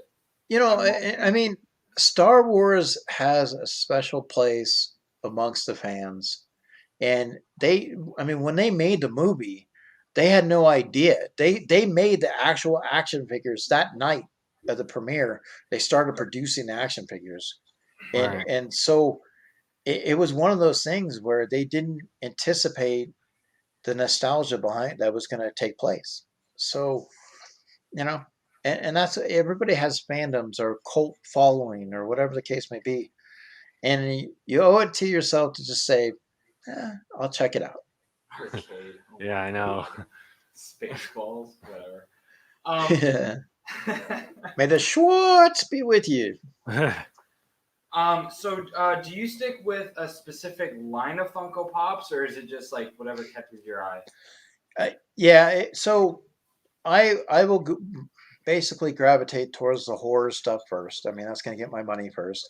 If Mhm. there is something that comes out, like for example, when I got the Diamond Stitch, like I got it, but it may not stay in my collection. I'm probably going to end up moving that to somebody that I know. But the thing is, not every Funko Pop do I need to get. But Right. if I like the design and the looks of it, then by golly, I mean, we're going to get it. I mean, if I have an opportunity. Um, like the Spider-Man that dropped on the Funko Shop in the black suit, I got that. I was excited for that. Um, some of them I can be like, I'll wait and see if I pull it in a mystery box. Right. I mean, because a lot of times you do. And, it's like there are some pops that you're like, I wish I would have got that one. Right. But So are you a big fan of mystery boxes? well, that's a mystery. It's here's the thing with mystery boxes. I like being supportive, like when people have them in the community. I like buying them. I look at I look at what the price is to the option of what's out there to get. You know, am I paying $60 for only one top hit? Right. Um, is if I don't get the top hit, which most likely you're not, the other pops that I'm going to get, that I pay when I look at $55, right? That's something like, for example, I could get the creature from the Black Lagoon pop for $95. So that $55, $60 I just spent for trying to get a top hit, that's more than half paid towards the grail that I know that I definitely want on my shelf. So what do I have to look at that? What am I going to get? Now, if it's a Blacklight Carnage and I'm like, okay, I have an opportunity for $25 to get one of these. I mean, cool. So mystery boxes, I mean, they could be played in so many ways. Right. For sure. I'm going to big questions. Ooh, is your son Logan still playing basketball? We will be playing, it'll come back in March, but he's in high school now, so he'll probably go try out for the freshman team. That'll usually be in January. But he does enjoy basketball, and that's kind of what we talked about. Is now that like with the going back to school, we're gonna try to get out and start doing some of this stuff, like going back and playing. Like we used to play every day at lunch. Mm. I'd school him a couple times, but we would play every day. Get a little pickup game with some of the kids and stuff, and it'd be funny because I would be playing and they would be like I'd be the last one picked, right? Like, oh yeah, we don't want the old guy, dude. But I'm like the guy that shows up in the park all dressed up like an old man, but I can, shoot it a little bit. White man can jump. Yeah, so I've gotten better each time, but it was fun. But the main thing I took away from it was something I got to do with my son every day. And if that's what he wanted to do and have fun and he wanted me to be a part of it, great. Instead of saying, Dad, your butt, like, because I'm working at the school, Dad, go, go, go, go. He's like, hey, did you get the basketball? Let's go. So, Oh, that's awesome. yeah. Yeah. Should I answer you? Yep. Yep. So what's your favorite venomized pop? That was difficult to read. I'm kind of thinking offhand because I just recently got, well, I like the Venomized Loki. Uh, Venomized Loki is pretty cool. The Carnage, Venomized Carnage, definitely 100%. I like the Venom lines, period, because you're bringing two characters together, you Right. know, and even though they're kind of played out, I still like seeing a Venomized Thor, Hulk, you know, Captain America. Like, I mean, it's just like the Marvel zombie line, you know. Like, I can handle those too. So, um, if the pop looks sick, you know, looks really good. I mean, I'm all in, you know. Okay. Here's a random one. Favorite snack? Uh, Definitely, for me, one of the things that I love to snack on is Reese's, like the Reese's Pieces. You know, like having. Ooh, I like I always those. have, yeah, I always have those handy. And M and M's. You know, so like Reese's Pieces and M and M's will always be in my house. Um, you know, to snack on. So, um, snacks are important.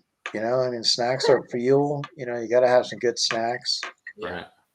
I gotta ask for the M&Ms. Are they like the little itty bitty ones, or are they the big ones with like the peanut in it? I don't know if they have those down there, but See, he's talking peanuts and little, so I don't know, guys. You know, the thing is you you know you got to go big, right?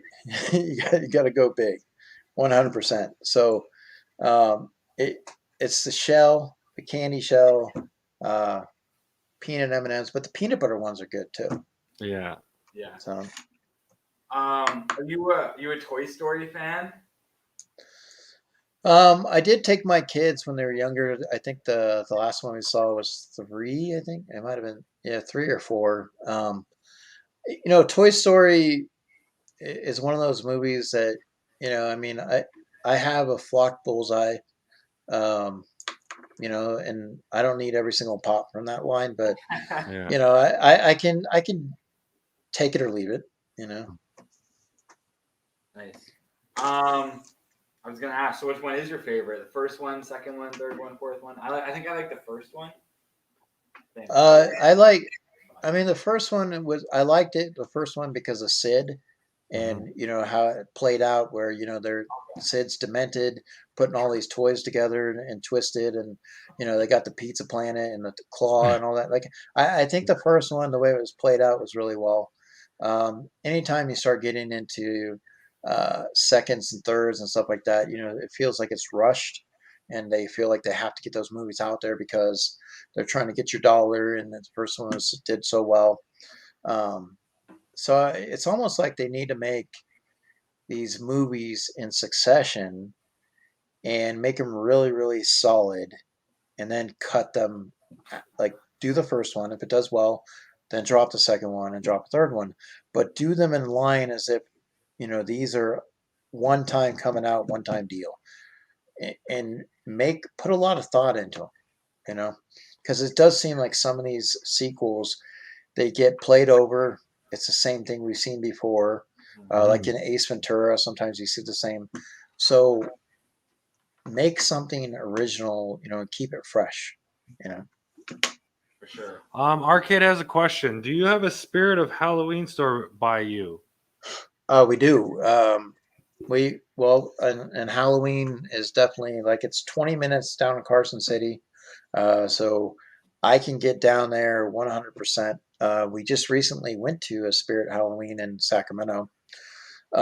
So Spirit Halloween, I could stay in that store all day long, you know, 100%. There's actually a store in LA. I don't know now because of the COVID, but there's a store in LA that's a Halloween store 365 days out of the year. Damn.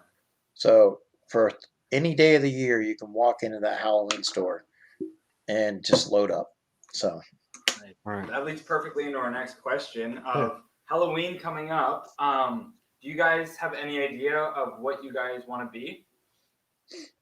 I want to be the guy that takes all the kids' candy and I'll give them back all the like stuff that's not that good, like the pumpkin balls and stuff like that. But I for Halloween, I like dressing up. I like trying to be creative and have fun with it.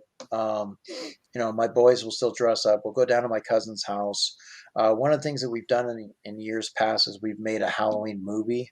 Mhm. Like all the kids in the family, we get together and try to design some type of movie that we're going to make. So that's like kind of a fun tradition that we do. Mhm. So definitely, uh, as far as characters go, it's always hit or miss. Like what I want to do or dress up, and the boys usually will tell me the first part of October, like Right. if they have an idea. Um, but it's always going to be something fun. Uh, I believe it or not, my son, when he was going through school at the Halloween festival, Right. he won the Halloween costume contest 3 years in a row Oh wow. Nice. because I dressed him up, and we basically see if I don't know if I have anything on here still. Um, I did that from my dad, special effects and stuff like that, and just costumes, and we had a lot of fun time with it. But I think I might have one on here. I could have sworn I did, and I'm going to see if it is. I will show you. But Halloween has a very special place in my heart. Right. So this one year, um, let's see here. Okay, so this one year I made him a baseball statue. Boy, that's cool. Okay, so we bronzed him up, and he got up there, and he was just boom. So he won. He won first place with that, and then um, let's see here. Christina Payne keeps sending photos through the groups. And it, all right. And so this one here, I made him a snake. So he was a snake that came out of the box with a little. Oh my So That is insane. and then like I said, I don't know if I have the other one that he was or not, but yeah, I mean he won 3 years in a row. Um, so it was great because he won from third grade and second grade, third grade, and fourth grade, and they didn't have it for fifth grade, unfortunately. Otherwise, we probably would have cleared the house. god. Um, but that's kind of what we enjoy doing, Yeah. dressing up and having some fun with it. One year for Halloween, I had a remote control Chucky. I Mhm. made this Chucky, and it was a remote control. And my niece, she was in the bathroom, and so I banged it into the door, and as she opened the door, I remote control and it went right at her, and so she freaked out. So we try to have fun. I would love to be one of these guys that goes through the drive-through, headless, just coming driving through with no head, and they just see a headless guy ordering, so it definitely Halloween is a lot of fun. Well, what about you guys? Do you guys enjoy the Halloween? Yeah, we I really enjoy it. It's another day for me. The wife really likes to dress up. Yeah. Yeah. Arcade wants to ask you a question. I need that Myers pop with house, bro. And he said he'll inbox you more about it. Yeah, so when I looked in Sacramento, I was asking about it as well because I know that that's something that's on there. They were still working on them coming out, so their inventory. So I know definitely arcade. I'm probably going to be going somewhere this weekend because I got to get some more stuff for school and everything. So I'll be going into some spirits, and if I come across one of those, I mean, definitely, I will definitely let you know. I know Chris is looking for that. It's definitely a must for us Halloween fans. So not a problem. Now I know it's on the radar. So. Um, did you go to school for editing or did you self-taught yourself? Because your editing is really good. So when I first started out, I was like, I really like as a chicken with its head cut off, and I was like all not knowing what was going on and this and that Mhm. and I started looking at other people's videos and I started saying, okay, this is what I need to do. This is how I need to do this. And so when I started researching, I had somebody that told me about so Angie from 4 Pack. Mhm. She told me about Cute Cut, and Cute Cut was an app where I could, put video and pictures and do everything to a T uh, nicely. And so that's an app I've been using. But as I've moved along, I've branched out to find other ways of creating content for my intros, whatever the case may be. I'm always looking to add to that. So I've self-taught myself, Mhm. um, whether it's going on, an app or a website, Right. whatever the case may be. I dabble in as much as I can and say, okay, how can this relate to me? Because you got to keep the wheel turning, you Right. know. Yeah, I Uh, noticed that. Like every video, it's a different intro, like yeah, different design, and it's just amazing. I don't. I mean, some of them I like to say, okay, I want to keep, but I Mhm. really think that what happens too is if you have the same intro, I mean, people can easily fast forward it, right, and be like, "Oh, I already know this intro," right? So Yeah. if you do it kind of fresh and kind of different, and you're hoping that people see that intro or Right. they see the ending to something, you know, that's what you're hoping for because you took the time for it, you know. Um, but I do look at ways that I can try to be creative and have fun, and I think that's the name of the game. Is some people don't like to edit, and that's fine. Like some people will just open and do what they got to do, and Yeah. it's the work that they do, and it's not a problem. But if you do have time and you want to do it, then do it. There is a lot of great stuff that you can find out there. Some you're going to have to pay for, but Yeah. in the end, if you find some really cool stuff that matches what you're doing, that's what's awesome. Yeah. Like I enjoy editing. I love sitting down and editing a video. That's one of my favorite things to do. Playing with Yeah, all the different modes and everything. and you're piecing it out and you're like, okay, like this would be perfect for this. What's up, Liz?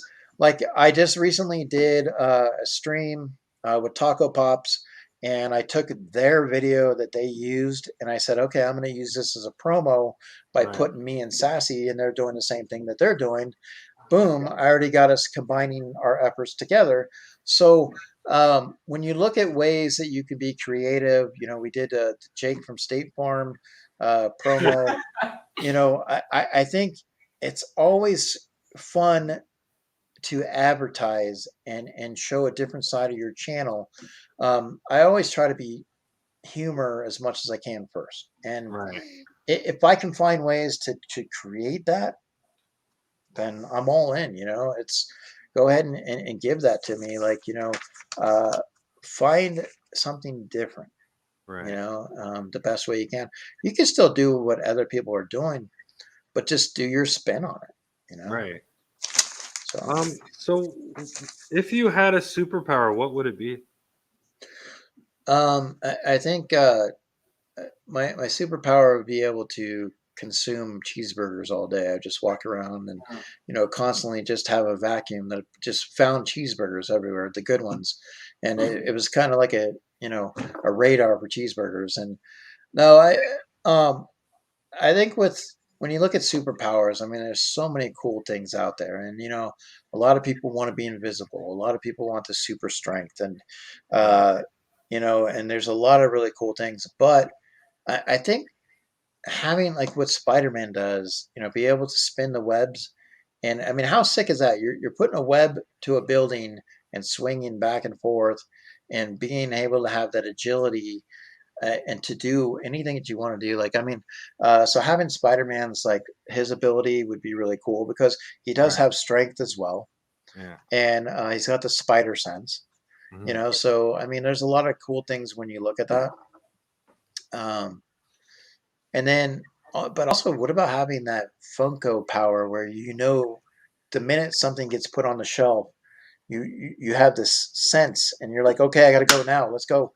It's on the shelf. Let's go. And so I mean that'd be cool to tap into Funko's big wide world of web that they got going on, and to know everything that they're placing out there.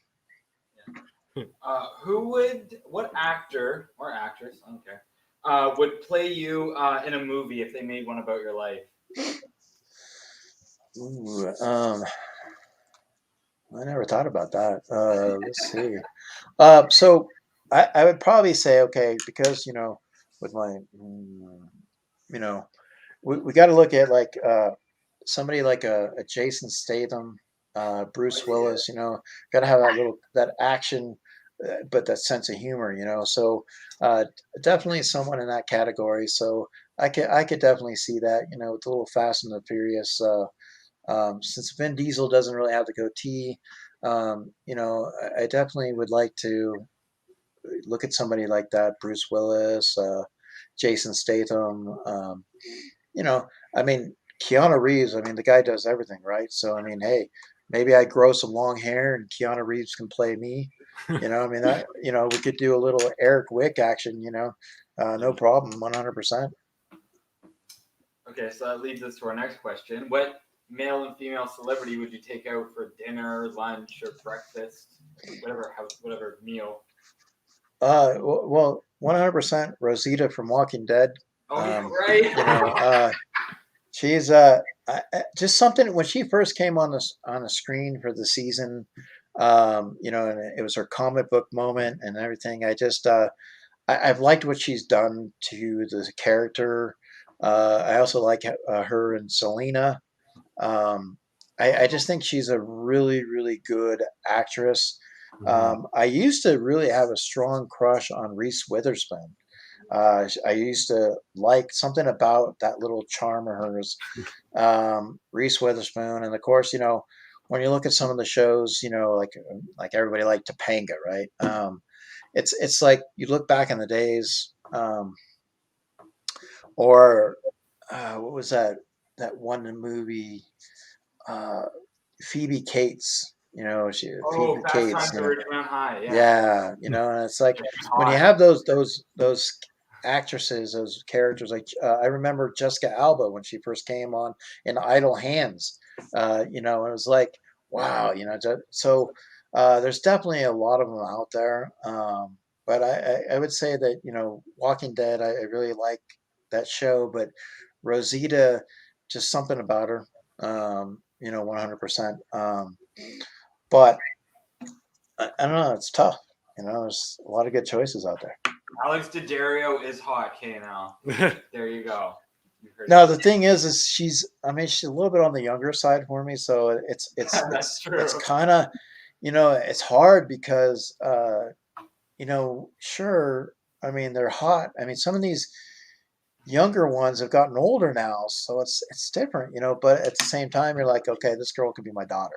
So I it's tough, but I mean, there's a lot of good looking, whether you're male or female, actors, actresses out there, and definitely that do a great job with what they do. So Yeah, for sure. If you could relive a moment in your life, what would it be? if I could relive a moment, Yeah. okay. So now, so it's reliving it because it was a happy moment to me. Yes. Yeah. Okay. So, I mean, obviously, my son being born for the first time is a moment that's always going to be there for me because being a dad has meant everything to me. Like, I grew up without my dad. My mom raised me. She's going through stage 4 lung cancer, and it's tough to see her fight through that. Um, and knowing that the majority of my years of my life have been through my mom. Right. So, for me to have an opportunity to be a father to my boys and do the things with my kids that I never got to go through and do. Like I never got to go and be a part of certain things. So reliving that moment because that was a proud moment for me. That was something where I now became a father. Right. And becoming a father has opened the door to so many things for me, but it's my most cherished moment, outside of having my second child. But knowing that I became a father, that means everything to me, because like I said, I started this channel with them, being fighting for custody of them when I went through my divorce, Right. and just knowing that I've always been there. You Mhm. know, no, from the day they've been born to even now, I've always been there. And I hope that as they get older, if they have kids, that's something that they'll look back on and be like, you know, my dad was there, and I want to be that kind of guy. I want to be that kind of father, that man. Some people don't want to be a dad. You know, some people, you know, to them it's you know, get away, you're bothering me. And uh, to have when a kid goes at his age now and says, "I love you, Dad," Yeah. like you know, like I mean, that's just one of those moments that you know, it's simple, but Mhm. it's such a pleasure, you know. And we take things for granted. Right. And I think having my boys be healthy, uh, I will tell you, my youngest son Jacob, when we first had him, it was around Christmas time. He was crying, and we didn't know what was going on, and we thought that, you know, Santa Claus was just too scary for him, or whatever. But we ended up taking him to the hospital, Yeah. and he had some breathing complications. He was in a plastic bubble, and he was crying, trying to get to me, and I couldn't hold him. I couldn't do anything for him, but to watch him in pain and cry, and hope that that they take care of him, and that we didn't lose him. Right. And each night that went by, we switched off, whether it was my mom, their mom, me, we switched off, you know, taking the shifts and always there with him.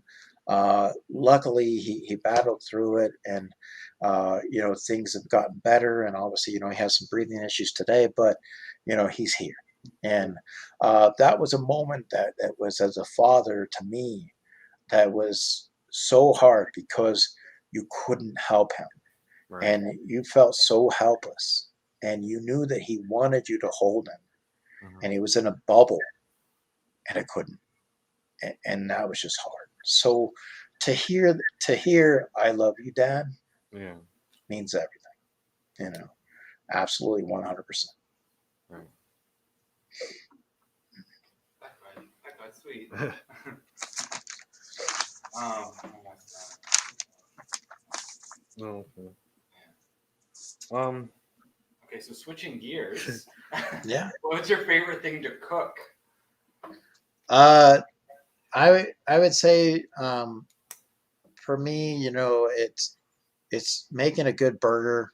My boys like burgers and stuff, so it's like that's one of the things we're gonna have tonight, actually. So we'll do like a mushroom burger, you know, like put on some Swiss cheese, some mushrooms, a Oh. garlic, you know, and a brioche bun, and throw in some nice curly fries, or you know, some seasoned fries or something like that. And just having a good burger to sink into is a lot of fun. Cooking, I've always taken to cooking. Right. I can't be the type of guy that could just be slaving in the kitchen for other people. I like cooking for myself, my boys and stuff. And my son actually wants to get into cooking. So, you know, occasionally he'll make some breakfast for us and things like that. But I also like making breakfast too. I mean, breakfast is fun. Throwing some pancakes in there, some eggs, some French toast. Uh, I don't have a big kitchen, so I don't do it as much as I would like to, you know, because when you have a small kitchen, things just get, it's just too hard because you want to put things out and have them ready to go and prepared. And so, you know, yeah, it's hard sometimes. Yeah. That sounds good. Yeah. It does. It's making my mouth water. Well, Yeah. that's what I'm saying. You know, having that. I mean, if you like my boys like mushrooms. Not everybody does, but you get the sautéed mushrooms. You know, you get the Swiss, and you get the burger, the bun. You know, or sometimes, you know, we'll go with just a regular cheeseburger with that special Thousand Island type sauce. You know, just hits right. And if you put it on the brioche buns, like they're really nice and soft, and they hit the meat just right. Mhm. So, you know, something about a bun and meat that just go right together, you know. So um, it's can never go wrong with a burger in this house, you know. Right. What Funko Pop did you miss out on that you wish you picked up in the past? The Pietro just the other day dropped, and I tried to get it the first time. I tried to get it the second time. I didn't realize it had dropped, and I was with my kid on orientation for school, and so I normally would have been home, and I probably would have been on it. The other one would have been the Blacklight Carnage. Obviously, would have been a good one to have as well. So, um, Yeah, but at the end of the day, these are still pops. And yeah, they can be attainable somehow, some way, yeah. and it's like you can't beat yourself up for it. Well, sometimes, Johnny Knoxville over there, he might do it or whatever, but, you definitely got to have a sense of like, okay, I'll get it, I'll find it. Is it something I absolutely need? Maybe there's somebody out there willing to trade. Maybe somebody picked up two, whatever, you know? What was your favorite state to travel to? That would be the state of sleep. When I travel to my bed every night, I'm in a state of sleep. I did absolutely love that. But when you look at states, so I've been to Texas, Right. I've been to New Mexico, I've been to Washington. I'm trying to think of the places that I've been: Colorado, Wyoming, Hmm. Utah. I will actually, Utah. I went to St. George, Utah, Hmm. and everybody there was absolutely nice. Like, I mean, they were like I was going door to door selling. It was Papa John's like certificates. I worked for this company, and we did a road trip, and basically we were advertising for Papa John's pizza, and so you had to go door to door, and of course I use my sense of humor. A lot of times, like, I would knock on the door and say a guy would come, and he's like huge, like big muscles and everything, and of course they're looking at you like, why are you at my door? So you got to break the ice, and I'd be like, dude, like, did you eat something you're allergic to?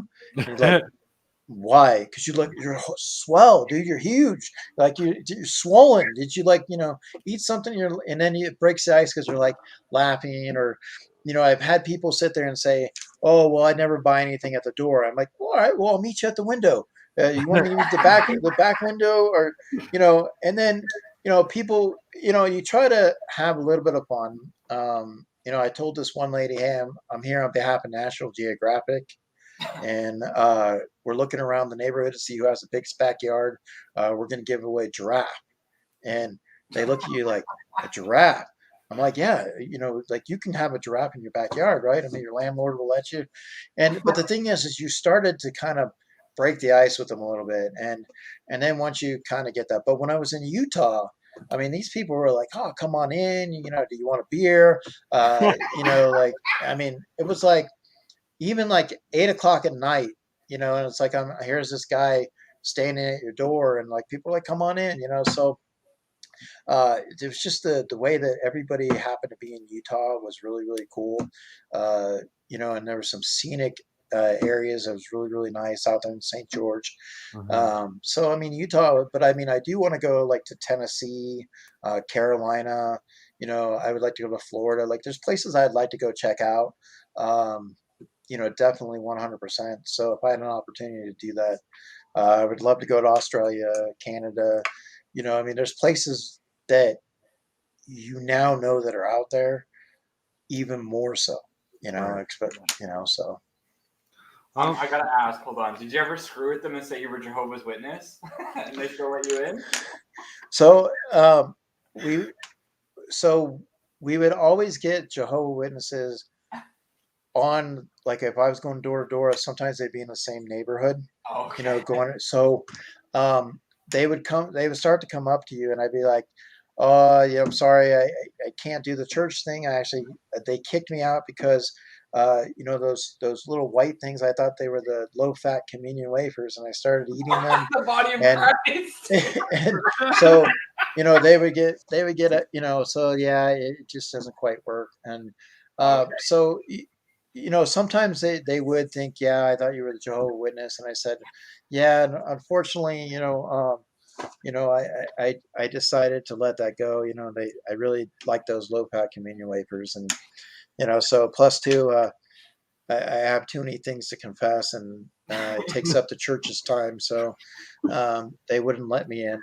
But yeah, I mean, you know, everybody's entitled to do their religion and do whatever the case may be, but you know, you don't have to push it so much on people, and let people, if people are interested and they want to ask, and great, you know. But Mhm. I always tell them, you know, like, I believe in God, I have faith in God, um, you know, and I don't it doesn't really to me matter which religion that you have, you're all going to a higher sense. So um, and you know, but I'm like, hey, look, you know, God, can I please get this Funko Shop dropped? You know, like, you know, it's like, you know, I mean, I'll go to church this Sunday if I can score this Venom, you know, and Right. really help out. So, What's your favorite cartoon growing up? so growing up, I probably, you know, with me, Scooby Doo was one of the ones I really enjoyed. Super Friends, um, you know, I really liked a lot of the, you know, Looney Tunes, old school stuff, you know, because that's kind of what I would sit around, you know, watching the Hanna-Barbera, like Thundar the Barbarian, you know, He-Man, Right. you know, so a lot of those cartoons, old school. I like Foghorn Leghorn, um, you know, so there's Tom and Jerry. There's so many good ones because they're always beating the crap out of each other, Right. and you know, but cartoons aren't violent, you know, and uh, but it was just a lot of good fun, you know, that morning just hanging out watching cartoons, you know. Even today, you know, watching, you know, some Ren and Stimpy or Beavis and Butthead, you know, so, you know, South Park. I mean, there's a lot of cool cartoons, Family Guy, that are enjoyable today. Yeah. Family Guy. Least favorite thing about Funko? Um, the least favorite thing about Funko is just not having enough to go around. You know, it's like there's a lot of collectors out there, Right. and the fact that Funko makes these drops, or and they don't make things available. I mean, look, they know the collectors out there. People are going to buy it, so Yeah. why not make the money? You know, make enough to say. I get it when you say, okay, 15,000 piece. Okay, I get what you're Yeah. trying to push, but the thing is, there are should be some. So make your 15,000 piece. Just make your chases limited, but Yeah. make your commons more available on a drop, you know, for people to get. Um, you know, and just have an opportunity so where it doesn't become frustrating, because sometimes, you know, it's like, how am I supposed to be a Funko collector when you're not providing Funkos to collect? Yeah. You know, so But that's what's kind of frustrating. that can go the other way too, where I go into a store and I see 20 of the pops that nobody wants. They're sitting there, right? Well, but I'm talking about like drops, like Funko Shop drops, like, you Oh, know, okay, yeah, exclusives that, you know, the Funko Shop, you want that sticker and all that. I'm just saying that make more of them available yeah. No, I get to that. where, like, 30 seconds later it just dropped, and all of a sudden I can't get it. Yeah, I'm like, you know, are you serious? Like, it's just kind of frustrating. Because I know that there's collectors out there, but there's hmm, also people that abuse it. There's abusers, you know, yeah, for sure. and you know, and it makes it hard for the people that actually really want to hang on to it. I know, like, Mad Hatter Pops, you know, his collection, he's going to keep them, like Yeah, you said on your podcast. You know, it doesn't matter what the prices, the values are; they're going to stay with them. So right. uh, that's definitely one of the things to look forward to is drops, but knowing, like, sometimes you're like, why bother? This one's going to be gone in 30 seconds. Right. You know, I mean, Yeah. they're pulling Nicolas Cage on us, gone in 60 seconds. You know, Yeah, it's ridiculous. Like last week, three exclusives. That's all they dropped, and I was like, nobody else gets them. yeah. I mean, you don't want to saturate the market. You know, I get it, but you also still want to make more available than what they're making. Yeah, So, give it 10, where I'll be almost able to get it. Like I'll have a chance. I mean, you go into a hot topic and you say 5 per person, or they're allowed to get 5, and there's only 10 in the store, and you're the third person in line. Yeah, You're like, now you just screwed me over. Like, why not just allow 1 per person right. and allow the 10 that you have, 10 people to share in an experience, other than just the 2 people that grab 5 that's going to turn around and sell them for $500. You know. Right. How long have you known Sassy Cajun for? Oh my God, me and Sassy, we've been walking around in diapers. You know, it's funny. Sassy and I started talking probably around this time last year in the July or August, September, and Right. we started talking about putting a show together. Yeah. And we kind of formatted it and talked, and then we eventually got it going in January. And I mean, we've had the show every week. We have a guest booked, like we're continuously booked, Right. and so our show's been running since January, so it's been very consistent. Um, and we have a good combination together. Like, we can backstage afterwards after the show, we'll talk for a little bit. Right. I can call her up. She can call me up. She can say, "Hey, do you need this?" I'll PayPal you the money. Pick me one up. So we've built a really good family ship. Right. Is what I like to say. Not a friendship, but a family ship, because we consider each other family. Um, and if I had gone the opportunity to go, I mean, it'd be cool to be able to fly out there one day and do a show live with her and I together in the same room. Right. Um, but in Sassy, she's had an opportunity to meet so many people, Mhm. probably more so than anybody in the community. So it's crazy. Uh, between on the East Coast, there's a lot of people that are in that direction. Right. But yeah, we have a good relationship, rapport, and we talk about our show. We talk about what we think would work, what's not going to work. Right. Uh, you know, um, we also just find the formula for us that works. You know,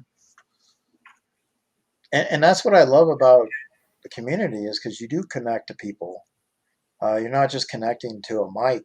You're not just connecting to a webcam. Right. You're connecting to that actual person themselves.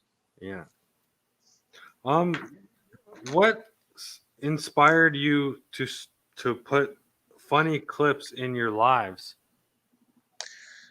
Once again, every time we started to do this stream, we try to get better each week, and we Mhm. try to always gear it around the guest. And when I know that somebody's coming on, and I know what their fandoms are, and I know things that they like, I want that guest to feel important. I want them to feel like, I mean, this show is derived, it's geared towards them. Right. And because we're going to visit them, we get to know about where they go to pop hunt, see things like that. And so if somebody's an Office fan, I mean, I'm going to find something that's going to relate. And a lot of times, I can put up the right one that relates to that moment at the time that we're talking in the stream. Right. And I always try to keep some handy. And I just feel that, like, it adds a little bit something else for the chat too, to see something different on the screen. Um, I always do intros, to our games, Mhm. and I've been trying now to incorporate like some type of commercial, 30-second commercials. So I'm trying to come up with ideas where, maybe my Patreons, I might do a commercial based on each Patreon, throughout the show. And so there's different things that are kind of spinning in the wheels a little bit. Mhm. Hi, Slim Comics and more. Thank you for coming in. Yeah. Slim Comics and more. What's up? That scared me. Holy cow. Oh, okay. Anyways, so our final question is, what is your future plans for your YouTube channel? Okay. Get out of here. No, the thing is I don't necessarily plan. I do like I look at ways that I can try to be creative. I try to have fun with it, and so I try to say, okay, how can I get the wheels to turn in a different direction? Like what can I bring this week? Or so if I have time to put into the channel, I'm going to do it. I try to go and be supportive in streams. I try to meet new people, whether it's in Canada, whether it's in the Philippines, whether the UK. Right. There's all kinds of people out there. And to get to have a conversation and talk to people, it's awesome, especially because if you think about it, we are doing a show in different places, but yet Right. we're all here together, So, Yeah. but gentlemen, I'm not going to let you off the hook because I do ask questions, and you guys being podcast guys, I wanted to ask you, in your opinion, what is the best way to end a podcast interview? Do you have a signature question that you like to go to, or based on each person that you bring on the show, you kind of do it differently? I mean, you're Johnny Funko, and you do these podcasts. Should you have like maybe a signature final question, to end it out? That was our signature There's final another question. Okay, see, so that's what everybody knows is that your always go to, and that's what we want to know. So inquiring minds. So what advice would you give to future podcasters that are kind of on the fence on whether or not to do a channel? Be prepared. Be very prepared.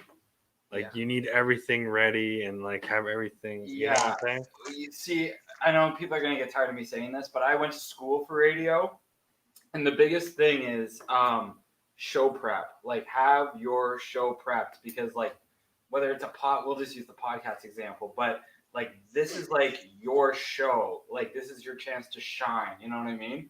Mhm. So if and I'm stealing something from a guest that we had, and you know who it is. I'm not going to say the name, Yeah. but it's kind of like when you go to like an audition, like you wouldn't go naked. You know what I mean? Like you need to be like prepared for it and be ready. Don't just go in and like half-assed. Well, what if you're auditioning for Playboy magazine? Hugh Hefner I mean- was my hero. We're not going to go there. Love that man. I don't think that man ever had a bad day in his life. But No, yeah, not that at was all. the thing. Okay, so questions are so important to the success of the show. What helps you put attention to detail for your guests coming in? Knowing your guest, I think, is the biggest thing. Like, they knew about Logan playing basketball, and they know that, you're a big. Damn, was it Marvel or DC? Damn it, those two confuse me. Damn it, Marvel. Marvel. Damn you, Marvel! Yeah, it's like I don't know. I know they're apples and oranges, but they just confuse the hell out of me. Yeah. Just having knowing a- your guest, I think, is the most important thing. Like the day before, I'll watch like their first videos and like work my way up, so I can get all the information I can get from those videos. Yeah, I think it's important to show an investment. I mean, you're going to have people come on your show, and I mean, I think it's definitely, it's great for the chat. It's great for the show in period, just to get to know people. So, I mean, guests will have different opinions, likes and dislikes, and each podcast is a different content. Mhm. So how do you go about guiding a conversation in a new direction if it goes off topic? You can start with that. I should know, Mr. I went to school for radio for 3 years. I don't know. The thing about guests is another thing. See, people just think I went and partied, and I kind of did. You were there for that too. Especially, I think it might be different for you, but for some people that come on, they're really like you're nervous, right? And it's like it's just natural in life, right? Unless you're Arcade Pop that just wants to smoke weed, which thank you. And just light them if you got them. Light them if you got them. Exactly. But like you kind of want to, like, even before like we started, we were kind of joking around. So you probably want to make sure that they're not nervous and maybe joke around with them a little bit, or like I still make mistakes on camera. Like there was one question I probably read and I was like, I completely messed that up. So I think laugh at your mistakes if you do make them on air. And I mean, you're human. Like you're gonna make mistakes. Like don't be nervous. I'm nervous right now because I'm rambling. Yeah. Well, what makes you feel inspired or becoming your best self when it comes to doing podcasts? Well, that's a deep question. That was like an Oprah deep question right there. Oh, You get a car. You get a car. You get a car. I don't know. So I told you I'd come prepared for you too.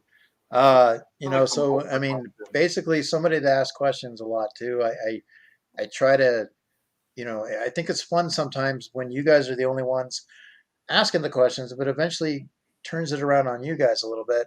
Like I'll ask you, Johnny, if you could have dinner and a concert with any three musicians, dead or alive, who would it be?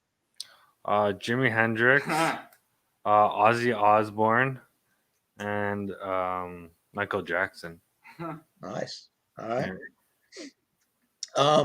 Now, was there ever an obstacle that you encountered during an interview, and how did you overcome that obstacle? The one of the biggest obstacles is like if one of our guests are not a big talker, we try to make it. We try to make the questions like it. We'll research them, and if we find out they're not long talkers, then we'll add more questions, and that's been really difficult, right? Yeah. Okay, so that makes sense from there. So for the field that you guys are in, how do you stay on top of the industry and gather the knowledge needed to keep having successful podcasts? Oh my God, these questions are so in. I mean, the thing about podcasts. See, aren't you glad I went to school? I know. It's like you can have. There's like 1,000 podcasts out there. You just got to be like unique and different. Like you could have one on knitting. Like, if you're a knitter, who the hell cares? Like I don't care. I'm wasting my time. But like I think you need to be yourself. I know that's so cliche, but like do you want to be like Larry King back here and be like, what kind of Funko Pop did you? Like that's boring. Like nobody wants to hear that crap. Be different, laugh. Like if you're original, you're gonna get people like Arcade coming back every time and be like, hey guys, like I'm so weird. I don't mean to pick on you, Arcade. That's why I do it. But, I get a joint, you get a joint, we all get a light on the guy. Yeah. And that's the thing. Like if you're just boring as hell, I don't mean to pick on Larry King, but like if you're just boring as hell, like nobody's gonna be interested in that. But like I think guests have something to do with it. I think being prepared has something to do with it, and I think if you're just yourself, it has a lot to do with it. Yeah. Well, that's right. And you could be like, okay, Arcade, like, how come Arcade gets to smoke on a stream? If he gets to smoke on a stream, we all get to smoke on a stream. It'll be anarchy. I mean, there's a Breakfast Club there. I got it. So the other thing is, so podcasts are not always about asking a question or getting an answer and then jumping to the next question. What have you been able to learn from past podcasts to help resonate with your audiences? Kind of translate your questions into answers that your audience can relate to, because your audience does come into your podcast. Mm-hmm. And they're coming to see your guest, and sometimes it's getting to see the guest for the first time, and you're putting together your questions, but you're also relating those questions to the audience to interact with. Mm-hmm. So that's one of the things for you guys, when you're looking at your questions, do you look at like some of the audience members that come in and you kind of tie in some of the questions for the audience, or you just strictly for the guest, and you play off of the audience and maybe add an extra question into it based on how the audience is reacting? Usually the questions kind of like push the audience to ask more, I've noticed. Okay. And like the audience has helped us tremendously in certain podcasts where we're like, we ran out of questions, but we need more time. So they provide the questions, and that really, fills in the time. I mean, Okay. that's an easy question for me to answer because in school I did the news pathway, and I hated it. I'll be honest, but like I don't know if this will relate to podcast, but like you kind of want like if you were listening to me on the news and I was interviewing whoever I was interviewing, I kind of this might sound weird, but I'm thinking of questions that you want to know. You know what I mean? Like you want the answers to as a listener or a viewer. That's kind of what like that's what news is, right? So I'm the just like burning, okay. the burning questions. Yeah, the burning questions. Yeah. So that's kind of how, like, when I come up with questions, like, okay, what do I want to know from this person and that person? I make it news-like, but I don't want to make it Larry King like snooze fest boring. Like that's how I kind of do it. No, and that's what, like I said, you guys do a great job with your podcast, and it's 100% a pleasure to be on this. An honor to come on here with you guys. I appreciate you having me on. Do you find it important to continue a conversation based off of an answer for a deeper conversation around the topic? So basically, you have that continuous rhythm of questions, or instead of like saying, "Okay, I just had an answer, and I'm going to continue to go there," instead of just staying into that that list and say, "Well, wait a minute, I got to go out in here," because you might have that question, you're like, "Whoa, okay, wait, let's stay here." Yeah. Yeah, he's really good into flowing into the questions and adding more to the questions. Like if there was a really interesting answer, I'd be like, okay, whoa, I want to know more about this. Hold on, whoa, and then guess what that does? It fills more time on here. It was like that sports, that opened up a can of worms. Yeah, and then I was like, we're gonna talk about the '89 World Series, even though I was not even remotely around in 1989. But anyway, I just wanted my damn hot dog and my beer. Well, I wasn't old enough to get a beer, but I just wanted my hot dog. And then the last question I have for you guys is, what would you say would be your 3 best tips for preparation leading up to a podcast? Research is one. Yeah, for sure. Definitely do your research. Get all your editing out of the way. Like I do my thumbnails a week in advance, so I don't have to think about it. I just have to drop it onto the computer and laugh. Sounds like such an awkward thing to say. Just laugh. No, but like have fun, make mistakes. Like it happens. Yeah. Well, I mean, like I said, you did do it as a stand-in for the jackass. So I mean, laughing comes, 100% there. So, but I definitely appreciate it, guys. Like, I mean, you guys just asking some questions and having me on. It's always good to be on the other side of things too, and just relaxing for a little bit and just answering instead of asking sometimes. But I knew I had to throw some your way, so I hope you're okay with that. But other than that, I mean, it's what you guys do is awesome because in this community, it doesn't matter. Like I see a lot of it popping up where people are having people on and they're doing, like questions and they're doing things. And I think it's awesome because it's a different variety that we see, but you're also seeing different personalities and you're getting that interaction. So you get to learn a little bit about different people. Yeah. So, I mean, I know K&L has been dying to know if I vacuum in the nude, but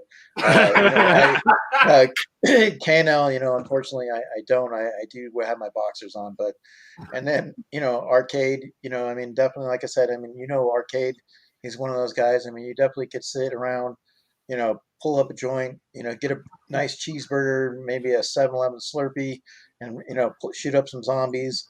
You're gonna have a great time with that. So.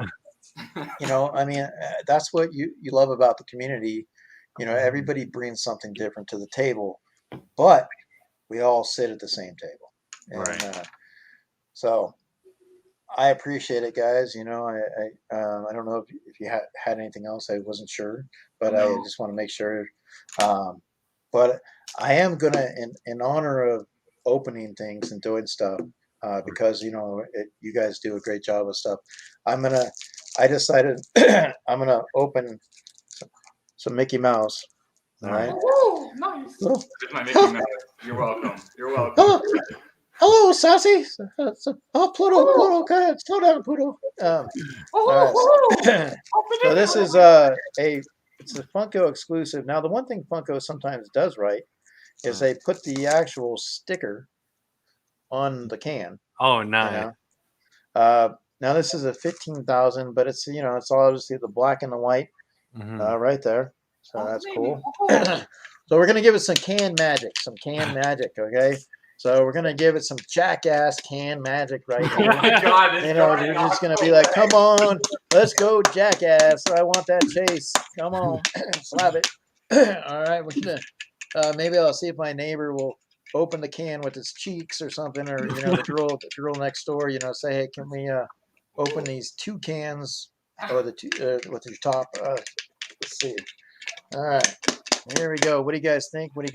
Thumbs up. We're calling it. What do we got? All right. Damn, I lose a fingertip opening that damn thing. All right, so I'm not going to do the bag. I'm going to do the pog. Okay. All right. All right, so what do you got, Sam? What do you got? 2 to 1, 2 to 1. Because if you get it wrong, I get everything that's in your wallet. Wait, so what am I? What? So you're going to call it a chase or common? You know So what? if you're- I'll be in a positive mindset and say yes. Yeah, to what? Yes. Common, chase? Yes, so there'll be a chase. Oh, okay. All right, because otherwise I didn't want to have to take everything in your wallet. I know Christmas is coming up soon. All right. And so what we'll do is we'll go ahead and give you dun dun dun. Oh, did I tell you guys that I really, really love what you guys do to your show, and I hope to go to Canada and we can have some some little good Dunkin' Donuts type stuff up there, some treats.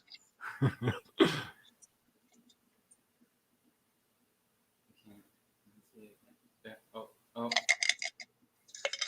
I saw the Mickey thing, but oh my God. What? You got the chase. So that right there is some jackass magic right there. Only on the Johnny Funko podcast show can you get. Now, hopefully they got it right and didn't just give me the chase hog. Yeah, There we go. that's cool. That's cool. Yeah. See, who needs a weed when you got the Funko paint you could just get high off of? Right, Right there, arcade. Right, arcade. Arcade Pop, you might want to save a little bit of money and just grab some Funko cans and just get a good whiff. All right. Yes, Alexis, dude. We have them literally on every corner at Tim Hortons. All right, so that's I'm a chase there dog. we go.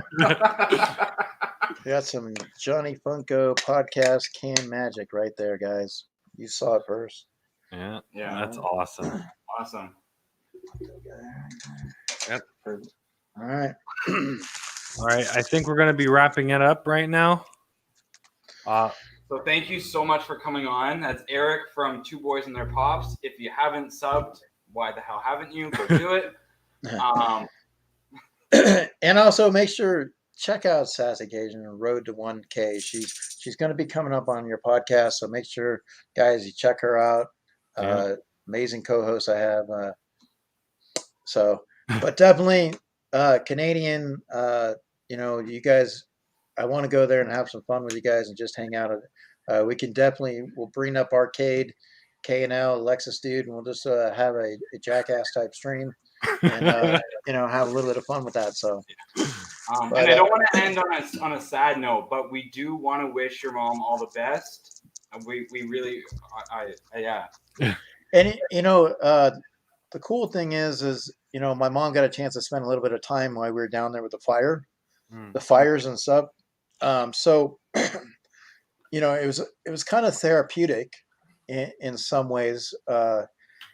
So we did. Let me see if I can do this.